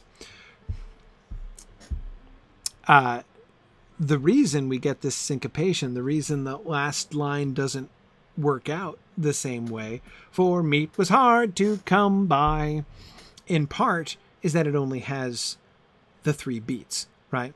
Now, Erokeb, excellent observation. Erokeb has already noticed what changes in the next line, right? Done by, gum by are very emphatically trochaic. Right now, this makes it sound, using poetic terminology like this to talk about a song, this always feels a little bit silly. But it's just a sort of technical language to describe a phenomenon which we can all hear, right? Notice how the shift, and that shift itself almost is itself like a signal, right? This line is different. It's different in every way. It's different because it's shorter. Right, it's different because the rhythm works differently. Instead of stress beat, stress, down beat, bump bump, bump bump, we're getting bum bum, bum bum, bum bum bum bum bum bum bum bum bum bum bum bum bum bum, and we go right back to the iambs. Right after that really strong trokey in that one line. And again, that deviation, that variation, is almost stands as that kind of an invitation. Both the shortness of the line and the shift in the meter manages, I think, to convey that. In a cave in the hills he dwelt alone, and meat was hard to come by. By the way, one of the other consequences of my learning the tune to this song is now it's almost impossible for me to read it without singing it. So I hope you can handle that. Yeah, mad violence. Well, okay. You're right that there are a lot of anapests scattered throughout in one sense. That is, one of the chief variations, one of the chief irregularities of the line are those extra sort of anapestic beats, right? But I in general, I had a wonderful grad school professor who taught me almost everything I know about reading poetry. I learned more about reading poetry from this man than from anybody else I ever studied with. And one of the things that he was very insistent about, he would jump on us if anybody in the room said, because, one of the ways in which, like English professors and stuff, when they talk about poetry, often they will say something like, well, there's an anapestic substitution in this line, right? The second iambic foot is replaced by an anapestic substitution. Like, that's the way that we tend to talk about that kind of thing. But Professor Taylor, my old professor, was very firm on this point, and he was like, there is no such thing as a substitution. It's like, once you establish the beat is there, and the beat is constant. The line might change, right?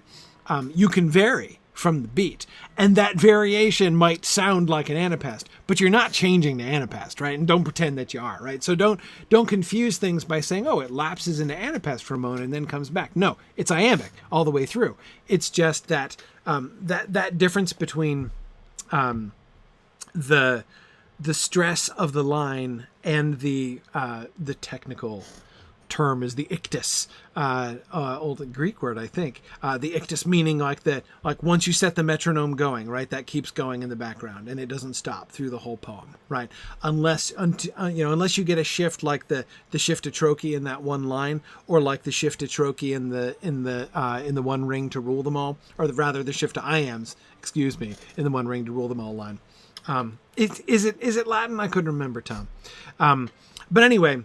So my old professor always used to talk about the ictus and the stress, right? And those two things are not the same. Once you establish the metronome, the expectation, what your ear is tuned to now, right? You become more sensitive to the stress of the actual stress of the line, especially when it differs from the expectation that the beat has built in our heads, right? So you do hear those things that do sound like anapests. Mad violinist, again, those moments which come off as syncopation, right? In I think some really fun ways. Yeah.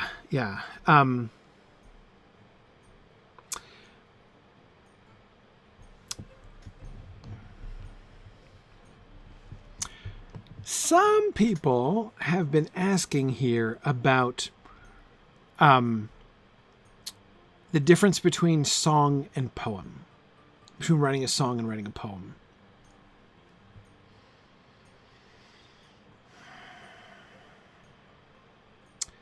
I am contemplating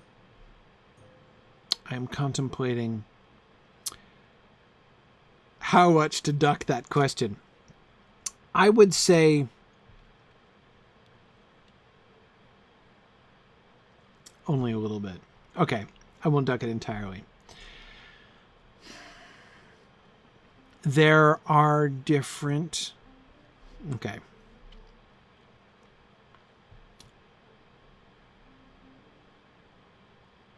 All right. What I would say about it is this.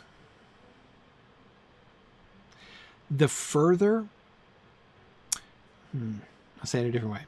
The less you intend a poem to be read aloud, the less a poem is an oral performance, the greater is going to be the gap between song and poem.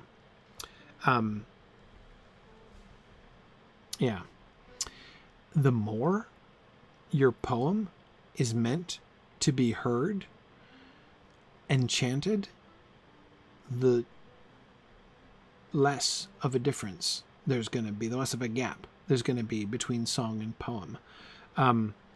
Most modern poems, most of which are written in free verse, are very unlike songs because they're not meant to be read aloud. They're not meant to be heard in the same way. They don't have the same rhythm. They don't have the same, music about them. But that's not how Tolkien wrote poems. And notice many of the songs, many of the poems rather that we've been talking about, comparatively few of them have been recited, right? And not sung at all, right? Many of them, a big percentage of them, have also been songs. And I don't see a huge difference, really. Several people saying that's why I dislike most modern poetry. I'm trying to be fair. I am not a fan of free verse myself either.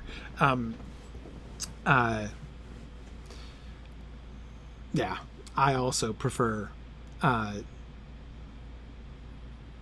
poetry with a beat, as you could probably tell. But anyway, so obviously one of the biggest differences when you're talking about a song written by a songwriter, like by a songwriter and composer, there is an interrelationship between music and word and music and rhythm of the line, which is part of the art, right? And which, so therefore, if you're just reading it off the page, or even possibly if you're just even singing it with your own voice, it's not the same, right? You're not getting the full thing. And that I certainly acknowledge. I certainly recommend. That is a different art form. But I definitely,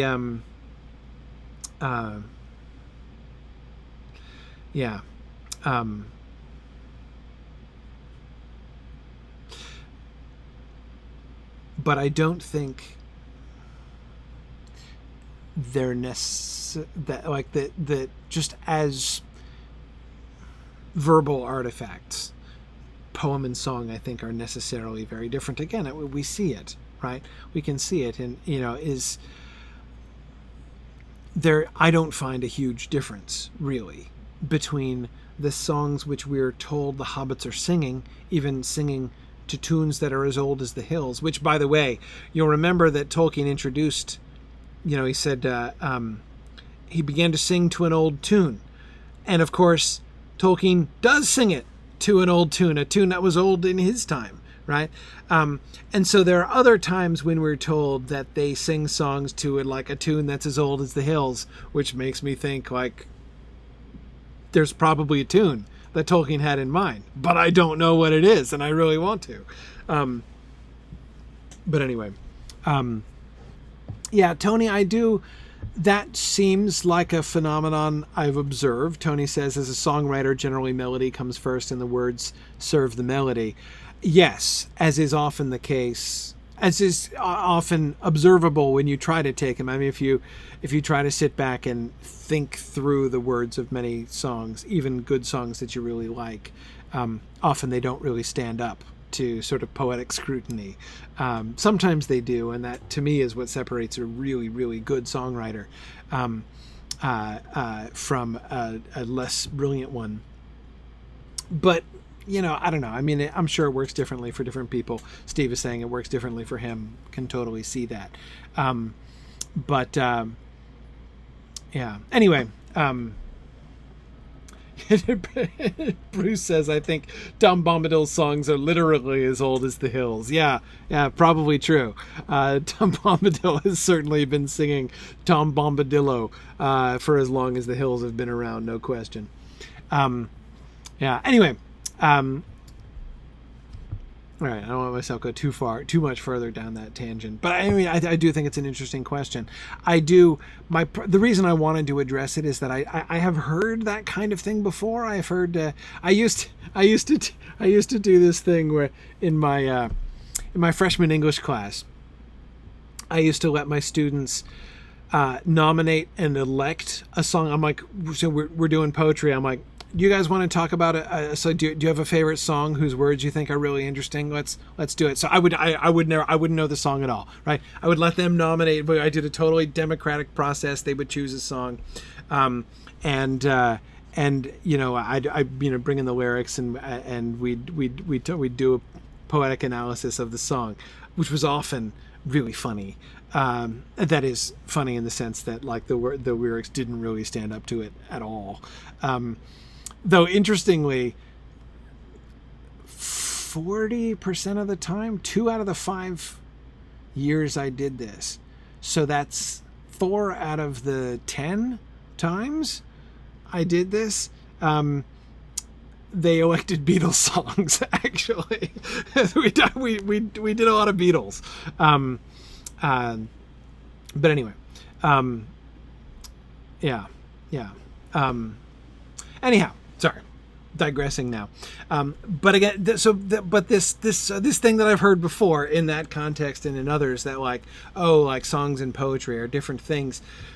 Anyway, I just wanted to kind of talk about it because it's true. There are definitely differences, but they're not. I think totally different things. Okay, one of the reasons I was indulging in this tangent is that I knew I was not going to have time to really go through the song stanza by stanza, so we're going to save that for the beginning of next time. As I say, not going to spend as long on that as we spent on the Baron and Luthien poem, though as James Liebeck was teasing me earlier, that doesn't set a very tight upward bound on the amount of time we're going to spend on it.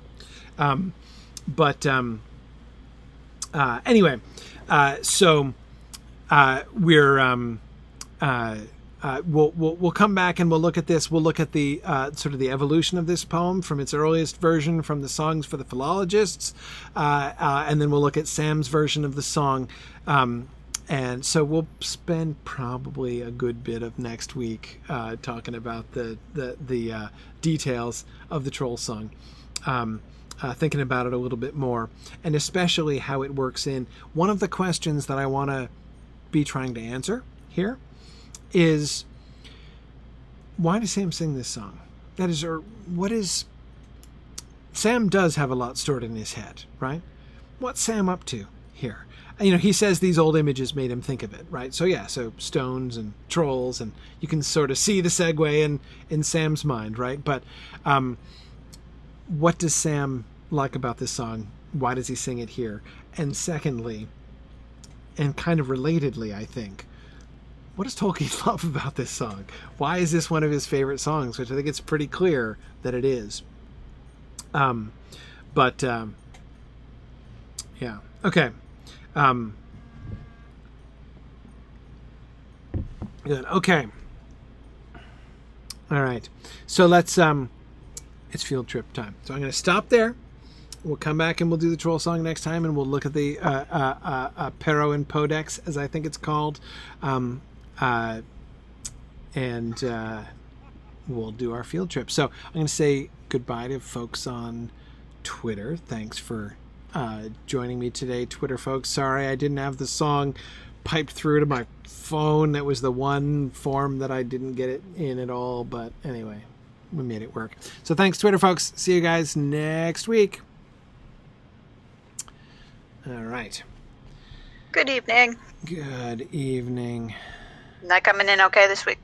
Yeah, I think so. Let me just double check. So yeah, you had mentioned you were wondering why he was changing the name Tim to Jim, and it's like the only thing I could think of is the phrase, Sorry, John. Tom to John. Sorry. Yeah. And the only thing I could think of was it immediately came to my brain was the phrase "up jump John," which I think would Right. appeal to Yeah. Tolkien more than "up jump Tom."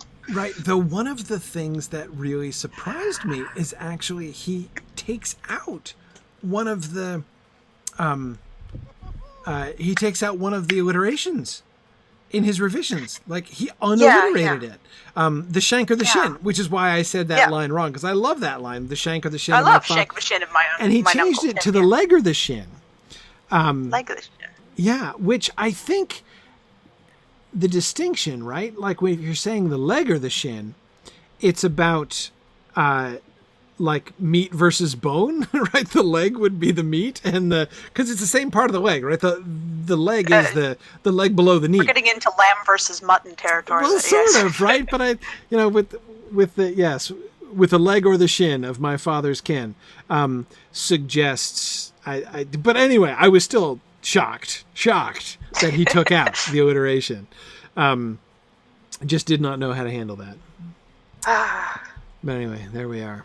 All right. Okay, so we are on Crick Hollow tonight. So we're going to go. So do we have low-level folks with us?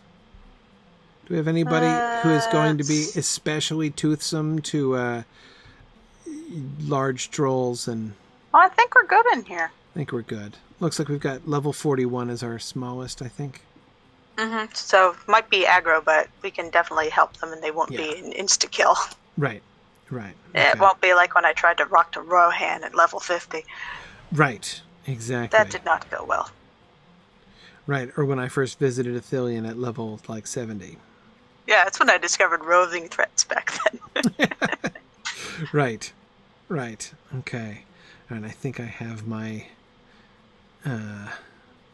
pet set on assault everything mode, so that's good. Okay. Yeah, all right, cool. So let us head out.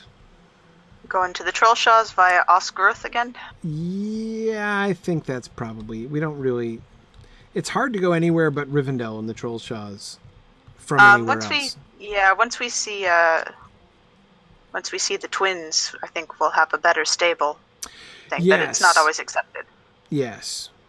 And even from there, I mean, you can get to other places from there, but you can't get to there from very many places, like outside of Rivendell. It's like it's the wilderness or something. I know, right? Like, come on. What is this? I'm all for authenticity, but this is ridiculous. Making the wilderness inaccessible. It's crazy.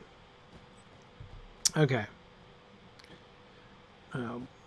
Experiencing some Breetown lag. Okay. Ugh. All right. Yep. Okay, so... Catriona thinks we can get there from Oscaruth once we have the stable master. Okay. Well, maybe. Maybe so. Doesn't hurt to check. Yeah. All right. Okay. Finn, you're only a level 15 on Crick Hollow. Yeah, this would be a tough place to come. We're going to the dangerous part of the trollshaws, basically. This is where the deer start to beat you up. Yeah. Yeah. That was another shock going in. Right. But it makes sense, though, because fall is when deer get crazy. No, I'm serious. That's running season. Right, it's true. That's when the bucks are all just homicidal nuts. Right. I get them fighting on my lawn some mornings. It's really scary. I had to keep telling the kids, okay, if it comes to this, if we go back inside and tell Mom to call school and say you're going to be late because there's bucks fighting on the lawn. That or the bears in the trash again, you know.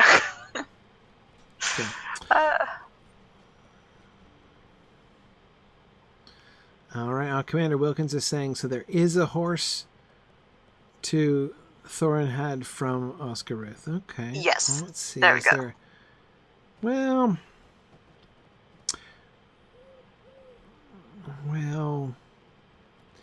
but... What do you want? first of all, it's only a slow pony, so that's not... Well, also not everyone has that destination. You have to discover it, so... Yeah. And anyway, I hate... Maybe next time. I hate stable mastering straight to a place we haven't explored yet. Yes. All right. All right. So let's just head out on horseback. Anyway, I'm wanting to explore the distant wilds of the trollshaws today. Well, I want to see if I can arrange to get to Thorenhad next time. Okay. And then we'll meet the twins.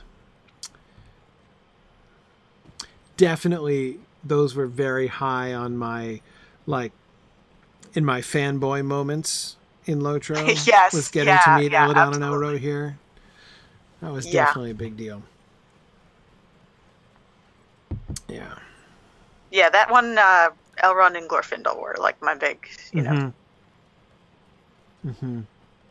After the glow of meeting Gandalf and Aragorn had died down. Right. Right. Though in some ways, I think for me, what made meeting Eladon and Elro here in game even cooler is that although it is, I mean, I'm not trying to say it's not awesome to be interacting with Aragorn and Gandalf, especially the way that the game arranges for you to be interacting with Aragorn, especially, the way that you get Strider the Ranger, you get the inside, right, as he's trying to deal with the hobbits and, the hobbits are coming in, this kind of insider feeling that you get with helping Strider and the Rangers is very You're cool. in the club. Yeah. Exactly. But even if they're, really lazy or something. right. But the thing is that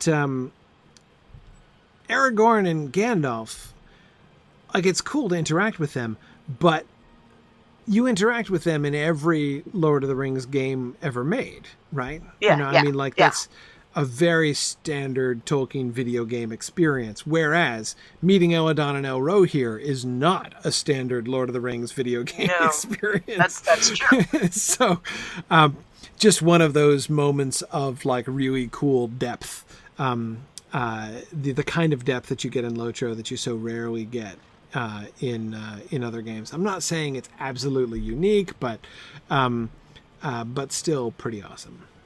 Yeah. No, I'm in total agreement with that. And it is fun to see what everyone else is doing. It's we know the main characters, we know all that, but it's fun to hear the stories of who else was doing what, where, and knowing what we know of, their goals and stuff. Of course, you meet them. It's we're going to beat stuff up. Right. Right. This is not going to be a research quest.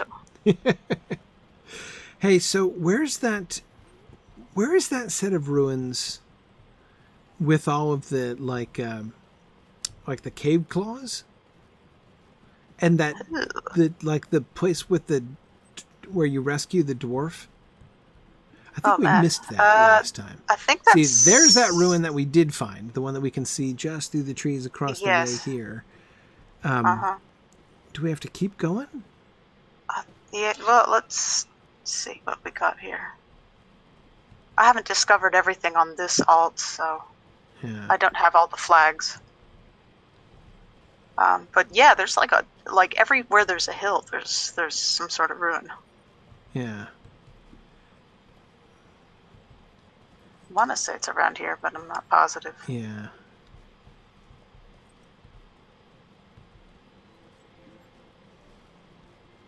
I just, I would hate to miss a ruin.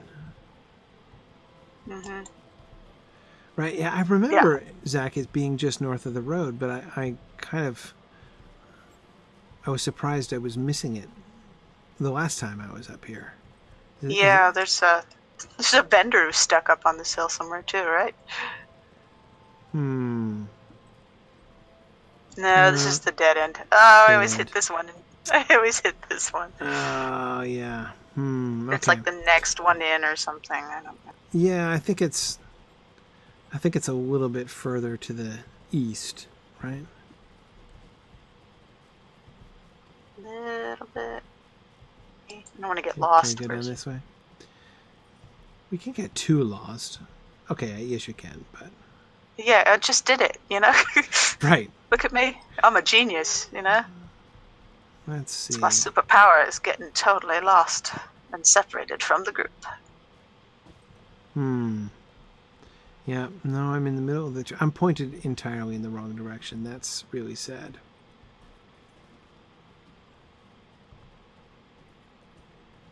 Okay, there was a cave claw. That's promising. Mm-hmm. Boy, this place was not that hard to find, as I recall. That's because I followed my arrow. Yeah, that's true. I was following a quest arrow when I got there. Is it? No. This is not the same dead end, is it? It probably is. Good grief. Well, I'm up here. Yeah, Ostirgon. This is the one we were at last time. It was the first hill. It was the first bunch of ruins we saw on the first hill. Okay. This is the one with the dwarf and the cave claws. All right. So I let's am keep going currently down here the if road you... then. Yeah.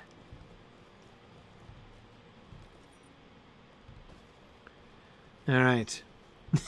Boomful's mocking me. So yeah, I think there's a whole group separated from you, and they're following me. So hang on. Awesome. Yeah, I found the road again, and I'm. Okay, I will head back to the road, I presume. This kind of looks like a road. Yeah. Sorry, I'm looking. Hang on, I'm going back to the road. Cause can't you like actually see it from the road, or something like that? Well, the first ruins, yes.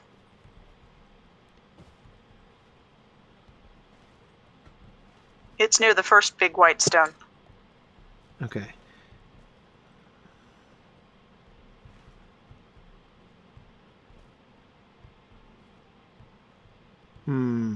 Okay. I'm gonna keep going here. Can you follow me? I'm having trouble figuring out where you are.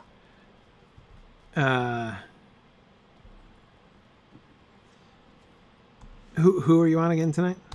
Kofi. Khofi. Thank you. Oh Okay. man, I was way off. Okay. Okay. Just trying to... We're like a quarter mile apart. That's fine. Yeah, absolutely.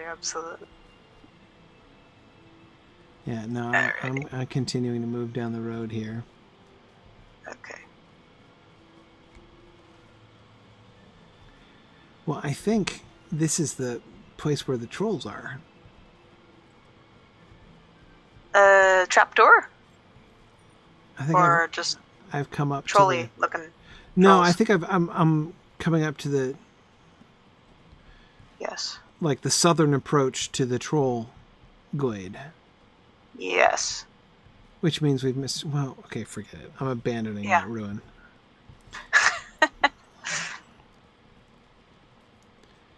Forget it. Yeah, because up this channel here is the way to the trolls. That's where the troll glade is. Yeah.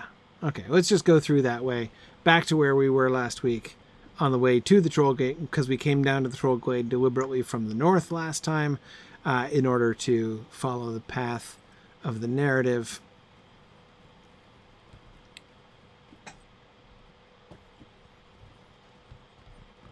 All right, and there we are. Right, There's with our the buddies. trolls. Right, who we spent some time with last week. It's going to be interesting to have troll songs stuck in my head after having all Christmas songs stuck in my head for a week. That's right. Oh, it's good for you. Well, yeah, but it's also, this is when we hear the most, like, Old English folktales, when we start hearing songs like the Boar's Head or the Wren or... It's true. Good King Wenceslas. Good King Wenceslas, the one that everyone knows, like, the first two lines and then whatever. And which always bothered me because it's like one of the only Christmas carols that's an actual narrative, you know? And it's the one that people only ever know. Like, they always stop singing. The minute you get past Winter's Fuel, it's like, okay, I think I remember the words to a car jingle after that. But right, you know. And people are always like, so, yeah, I'm like, so, okay, so Good King Wenceslas looks out and, like, sees a poor man walking along. The end. Like, it's the worst story ever. I know. So actually, when I was like 13 or 14, I was like, this is lame. And so I like memorized the like 5 or 6 verses of Good King Wenceslas. And then like we always have, my family always does this like annual like Christmas carol sing we do every year. So like ever since I was 13 or 14 now, I've been like, leading the like remnant of the singing of Good King Wenceslas. But it's a fun traditional, good traditional English song. Oh, I come from a family of people who are traditionally in high school madrigal choirs. So. Yeah, totally got that. But it's like me as a kid trying to figure out the chorus to Boar's Head and then realizing many years later it was in Latin. That was pretty fun. Right. Caput aprite pero regis and domino. Like, I had no clue what I was singing when I was 6, but it wasn't that. Right. Okay, so there's a ruin on this hill, which, can I just say, is obviously a highly defensible position, especially since from, like, coming from the south, we've got to flank it all the way around. Oh, yeah, this is a heck of a bottleneck to slow down. To be able to get, not to mention the giant spiders, but even ignoring the giant spiders, it is extremely difficult to get to this ruin at all. Yeah. Okay, and we have finally hit ruin, so we get paving stones. Oh, yeah. Look at these guys. It's like the only way to approach this, you'd have to do the Great Burnham Wood to High Dunsany Hill kind of thing to get up here. Yeah. Oh, what is this? So this is a little intermediate. Yes. Oh, look, there are stairs. Oh, look at this. This is nice.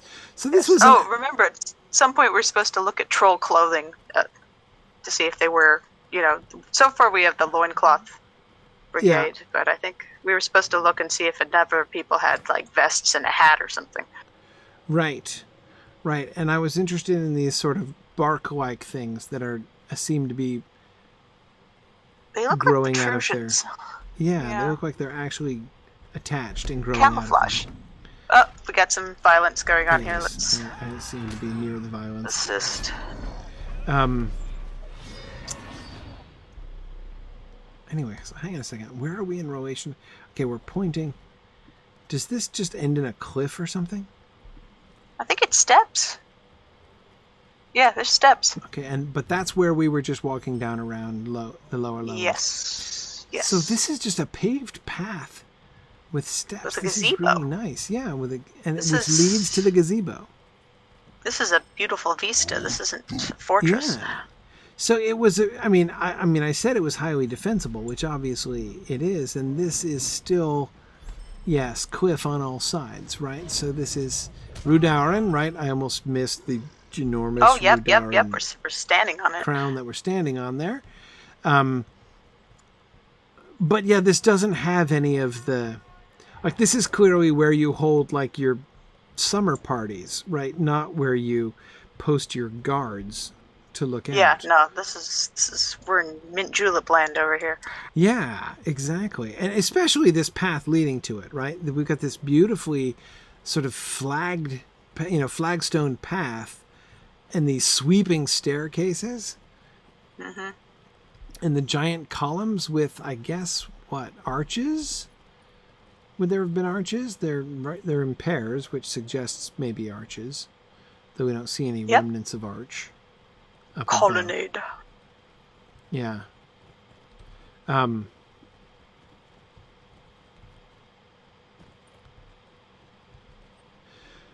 So yeah, well, Boomful, exactly. It's their highly defensible picnic spot, and it makes me wonder though, Boomful. Here's what I'm wondering: which came first, right?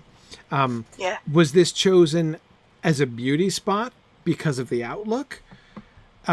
And then, of course, as the Civil War broke out, it was then taken advantage of, right, as a defensive position. Or did it work the other way around? Was it a defensive position, which they were like, but while we're here, let's do something. And we've seen beautiful. a couple examples of that in North Downs, of luxury palaces that were later refitted to withstand guards and stuff. Right, exactly. I would tend to think that the beauty came first, especially with the Rudaurans, right? Yes. You would think. It is, apart from, it's gorgeous up here. Ooh. Why the different stone? Wooden beam. No, that's a wooden beam there, isn't it? Or is it stone? This? Well, it's a trestle of some kind. I don't think I've seen a stone trestle before in game. Weird. That is really weird. Yeah, it looks like wood. And again, obviously, we know that the stairs leading up to there is part of the old construction. But that, just like the difference in the stone there, looks... Yeah, it's pinkish. I was like, what is that dark spot underneath? Oh, it's the shadow of the troll who's standing on top of it. I see. Yeah, that'll do. It looks like... So are we supposed to imagine that this is a later construction? If so, this is too. Same thing. Yes. Same style, same coloring of stone. It's like a barracks, maybe? And see, here you can see it actually kind of spliced on, right?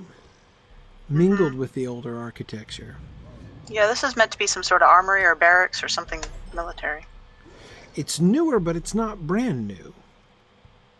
It's also not pretty. It's kind of boxy and awful. Boxy and awful is right. I mean, this is kind of like a very large, but still slightly wrecked shoebox. Function, not form. Yeah. And here we are again overlooking that path we were looking due south, right in the direction we came. So that's the cleft we came through from the Troll's Glade, I think. So this might be a watchtower then. Yeah. So what, did they make like a guard room up here? Yeah, guard room, training room. And notice these windows over here are really narrow. You could fire bows through here and not get hit. Wait, which ones? And some of these, like this window over here, right, there's a yeah. bigger gap here, but Right. this is definitely meant for one person to stand a chance and not getting hurt. Are these walls ruined or just shoddy? I I think wonder. both, but yeah, you can see there's broken columns here, so Yeah. might have been a rush job. Or something put together with broken pieces? I don't know. We don't know how it fell. It might have fallen before it fell into disuse. Right. Might have burned down, fallen over, and then sank into the swamp. Or it might have just been badly done in the first place because it Yes. was rushed. Yeah, but see, you can see the older architecture is much more, much more form over function, right? I mean, look, this is the edge of the cliff overseeing the path down to the beauty spot, right? Down to the Fall over there. Yeah. down to the gazebo. And it's just lined with this, this colonnade and this set of arches, right? There's no walls. I mean, you've got huge cliffs, right? So you don't absolutely need walls, but still, And trees. it's traditional, right? To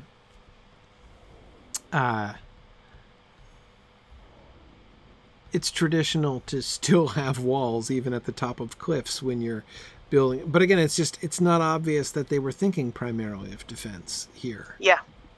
Originally, the older architecture. So interesting yeah. that we have the two different layers, architectural layers here. I do see there's some sort of gallery down there or something.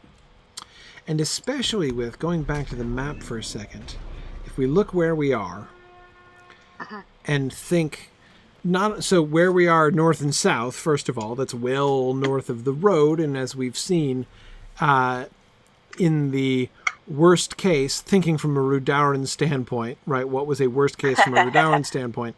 The road was always the southern frontier, right? So we're well behind that. But at the same time, as we saw here in the trollshaws on this side of the river, all of the ruins, north and south, have been Rudauran ruins. Yeah. So this spot, therefore, certainly in the old realm of Rudaur, would be well behind the front lines. So even though this is, this sort of ideal place to kind of fort up, it doesn't sound let's continue. Given its proximity to the mountains, this might be the summer place. This might be the place you go in the summer to escape the heat. That's just what I'm thinking. I mean, it reminds me, and I don't mean this by architectural style exactly, but it kind of reminds me of Numinous a little bit, in the sense of not, even though being on defensible country, it doesn't have that sense of being primarily defensible. Poor defense. Oh, look, a stable. Look at that. Yep. It's Thorneo. Yep. She's going to tell us not to go into the necropolis. Right. Which we should totally do. Yeah, we totally should go into the necropolis. Necropolis or further north? Let's go to the necropolis. We're right here. Yeah, we're here already, so. Hang on a second. Wait, though. I'm going the wrong way. Wait, did we go in the right way? I thought it was... It's up around the corner and... Yeah. Which way? Turn it. Past the spiders, I think.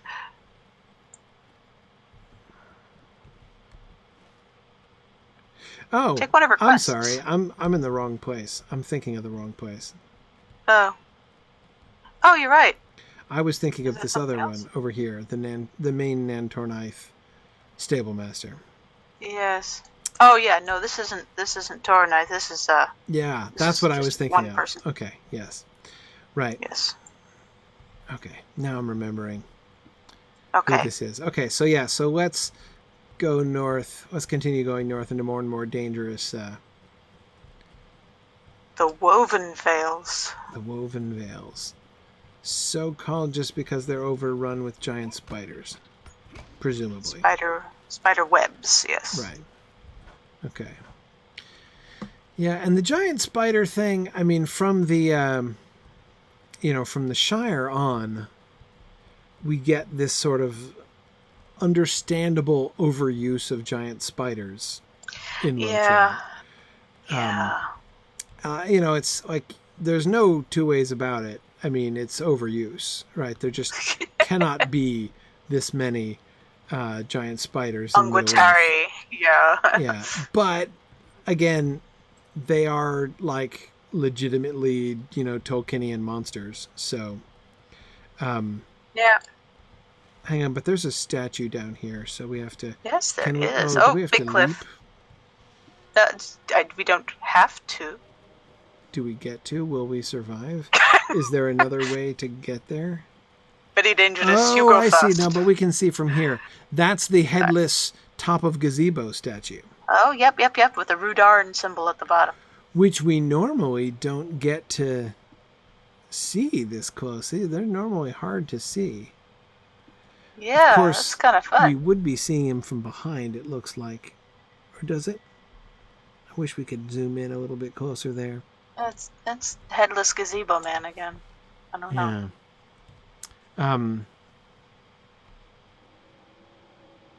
And we've been seeing headless statues on top of gazebos ever since the North Downs, right? Oh, yeah. Yeah, so...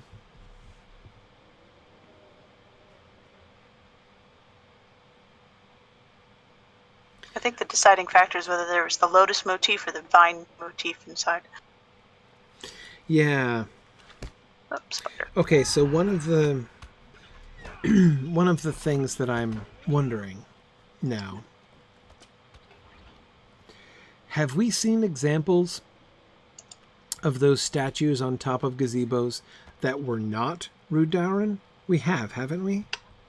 Oh, I think it's like an Arnorian thing. Not. It's yeah. Okay. It was a good depiction. I think it was a good depiction of a king. All right. Didn't we say it was like the good PR king statue?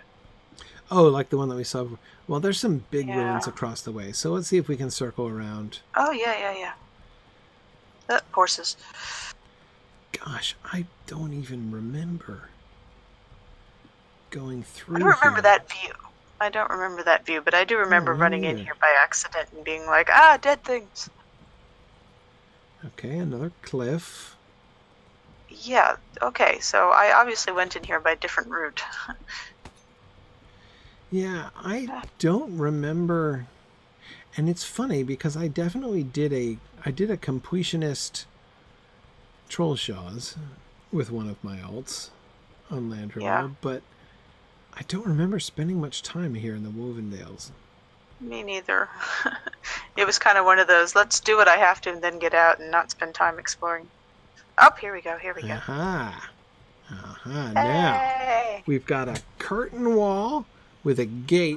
Now this is a defensive fortification. Where are we? Okay, we're on so this is the west gate. Yes. Of this valley, and so presumably prior to the days when gigantic spiders took up their residence here, this was like a pass through the hills that approached this place from this direction. So I'm expecting like a city behind here, probably. Again, especially, I mean, this is nestled up in the mountains, way behind anything, even when there were enemy lines, way behind enemy lines. So we are like near the inner circles of the Rudauran homeland. Obviously, Rudauran. So, and yes, so here we get the not necessarily. The west gate is the best gate. The west gate. Oh, is this a boss spider? Yeah, it is. The trapdoor spider. Oh, that's what made me cry. I froze for a minute there. I think there was too much going on there.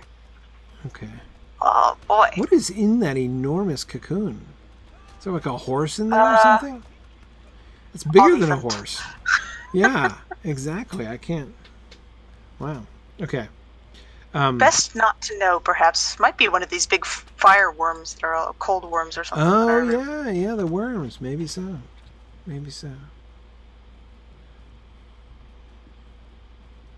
Yeah, this is reminding me of like the ruined city in the Cardalani city down in the Harlow. Yeah. In the sense of just being this kind of maze but without feeling like a real concentric defense.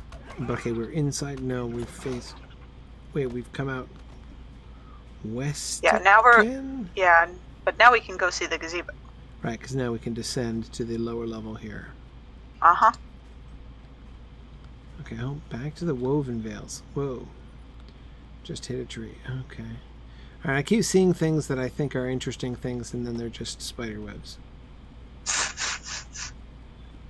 I thought it was mist. Yeah, Beldernick is thinking maybe it could be a troll in those giant webs. Yeah. Maybe so. Okay, I'm not sure they'd get much out of it. Can you get blood from a stone? Yeah. That's the question. Right. Yes. The spiders have apparently tested that empirically. Okay, yep. It's a classic artichoke gazebo with headless statue on top. What is with the weird purple egg sac here? I've never seen a purple egg sac. Yeah, it's very purple. The eggs are bright purple. That does look weird. It's like Frankenberry spider eggs. Yeah. Weird. Okay, let's try to... I think if we continue this way, we can go up. Yes, I think There's a wall up there. Maybe one of the ones that we were just seeing from the other side.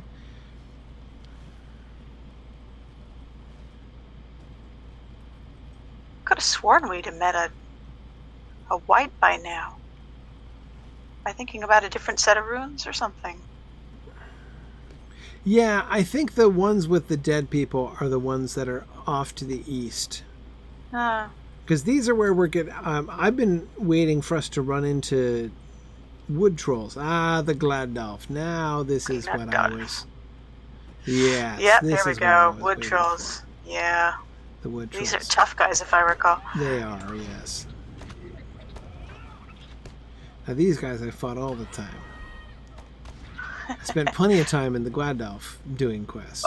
I kept trying to get the exploration deed out here and getting my butt kicked. Yeah. One called the trapdoor out here or something. Yeah, now the wood...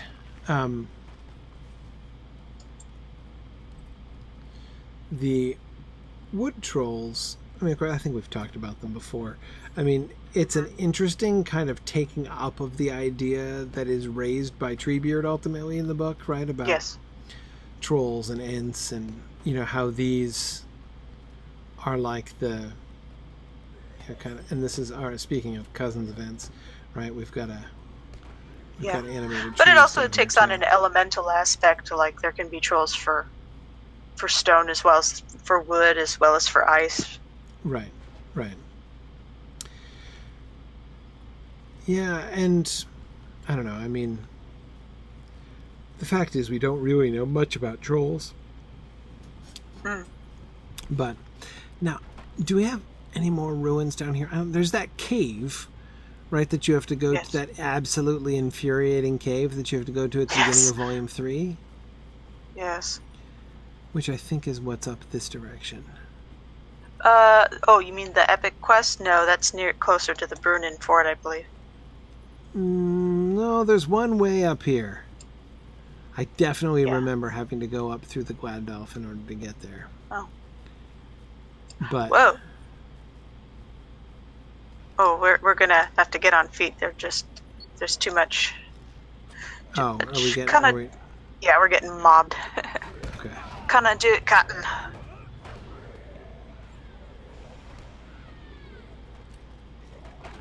Now to find out what all these buttons do. All right. Okay.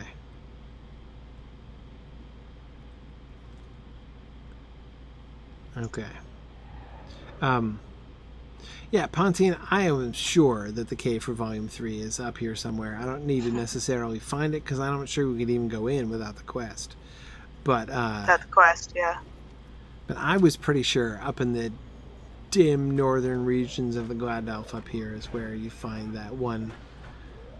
Because those quests are memorable because hideously infuriating.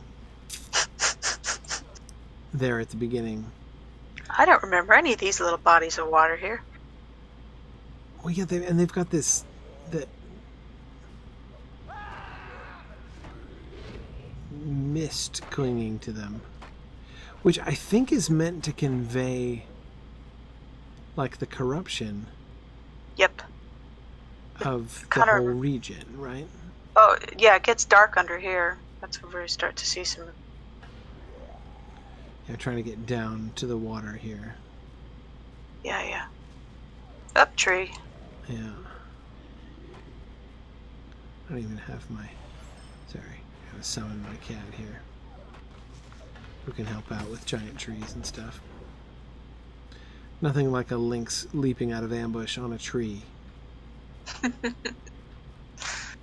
Yeah, I really like this. So we're not seeing something like the red water, right? Yeah. Nor do we see any evidence of actual like elemental corruption like the Yeah, we got some bog lurkers, but that's bog it. lurkers, yeah. And what was their adjective? Oh, there's just peat creeper. It doesn't say. Okay, they don't get a proper adjective. For all that we know, we just annoyed them. Yeah. Yeah, so there's not the same sense, but isn't there vague memories now from the but yeah, Twisted Wood Troll. There's definitely a sense of corruption in through here. Mm-hmm. Yeah, there's a dark archway up there indicating there's going to be even darker stuff. Yeah, wait, archway? Yeah, up the hill up here. There's this. It sort of goes on almost underground or into some sort of cove. I missed that.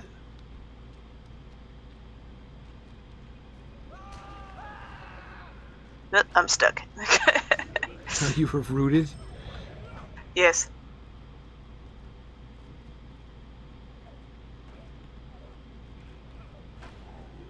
Okay.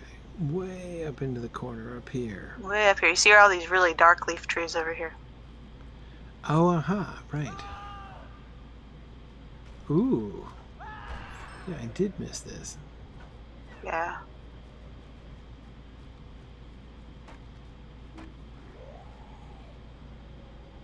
I don't know how deep you can get into this, but... Have I ever been here before? Me neither. I don't think I have either. The Like leaves look weird. they look really weird. I feel like I'm going to emerge from this tunnel into fairyland here. What? Or it's fungus. It's like trees got rust or something. It looks like when trees get rust, you get these little weird sort of And tumor that's it? balls. It's a dead end? It's just a dead end. Oh, I feel so ripped off.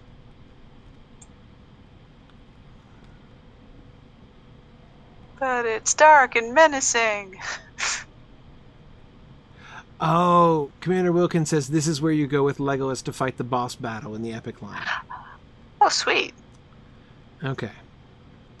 I guess I think I spent every time I've done that battle with Legolas, I spend so much time just desperately chasing after Legolas that I didn't really pay attention to it's all about survival at terrain. that point. You get tunnel vision. Right, okay, so that's where the troll and the Nazgul are, right. Okay. Okay. So it's an area Good designed to serve the epic quest line. Got it. All right. Gotcha. Okay, yeah, so this is... It was sunny then, that's why I don't recognize it. Right. So up here in the Gladelf, what we're getting is the general corruption of nature thing. But it's interesting to me that we're seeing that. So we don't get many fortifications. We saw those 2 ruins, right? One of which was in this brilliant defensive position, and this other of which was set up in the midst of this, like mountain valley with steep passes and things. The latter one does have fortifications, but we seem to be in like a population center, and even in this vacation spot, as we were seeing, for the Rudaurans. But there's this sense, and again, I love the way that they do this in Lotro, which is a very sort of Tolkienian thing, right? Is this sense of fall, this sense of loss, right? That I think we can get a glimpse from the region. I just think of how beautiful this area must have been, right? With these pools and the forests and the mountains and the gigantic trees, before whatever happened here happened, right? Before it went bad. There's still a little sense of beauty, and they were getting an interesting sunrise over there. Yeah, I mean, there certainly is still a rugged attractiveness to the place. It's not like warped and hideous like Garth Garwin. We don't get those weird green clouds. Yeah, exactly. Right, like we were up in Angmar. Yeah, but anyway, we can see, what this, and remember that, Rudaur was its name suggests it was like the kingdom of the forest, right?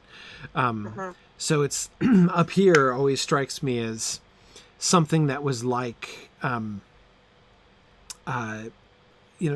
something that was, that this is very near, like the hidden heart of the old realm of Rudaur. And, it's fun kind of imagining it before it was corrupted. But again, that sense of loss, which Lotro does well, and which, of course, Tolkien did very, very well, of, seeing and imagining that which was great and which has since fallen, right? Which has either passed away or been actively corrupted over time. So yeah, this is like this area is what like the Ithilien of Rudaur, right? Yeah, cool.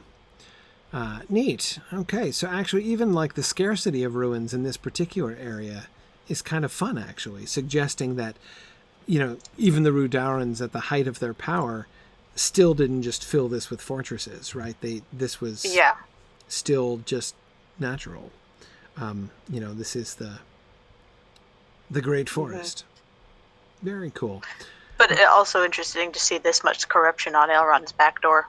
Yeah, right around. I mean, exactly, and just as we can see, even with the, the Ettenmoors and everything right nearby, There's a lot of very dangerous terrain right around Elrond, and as you say, even not just danger in the sense of dangerous things living there, but corruption.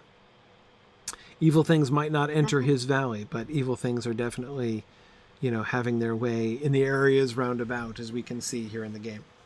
Cool. Yep. All right. Well, we should probably go. It's getting late. Yeah, it's getting late. But thanks everybody for joining us here, exploring the deepest depths of North trollshaws, which I don't even remember, or didn't even remember from my much earlier explorations. Next week we will meet Eladon and Elro here and think about that. So thanks everybody for joining us, and we'll see you guys next week for more troll song and more trollshaws afterwards. So thanks everybody. Good night. Good night, everyone. Thanks for joining me on this epic exploration of The Lord of the Rings and of Standing Stone's video adaptation of Tolkien's story. If you are having even half the fun I'm having on this journey, I hope you will consider supporting the project by donating at signumuniversity.org/fund.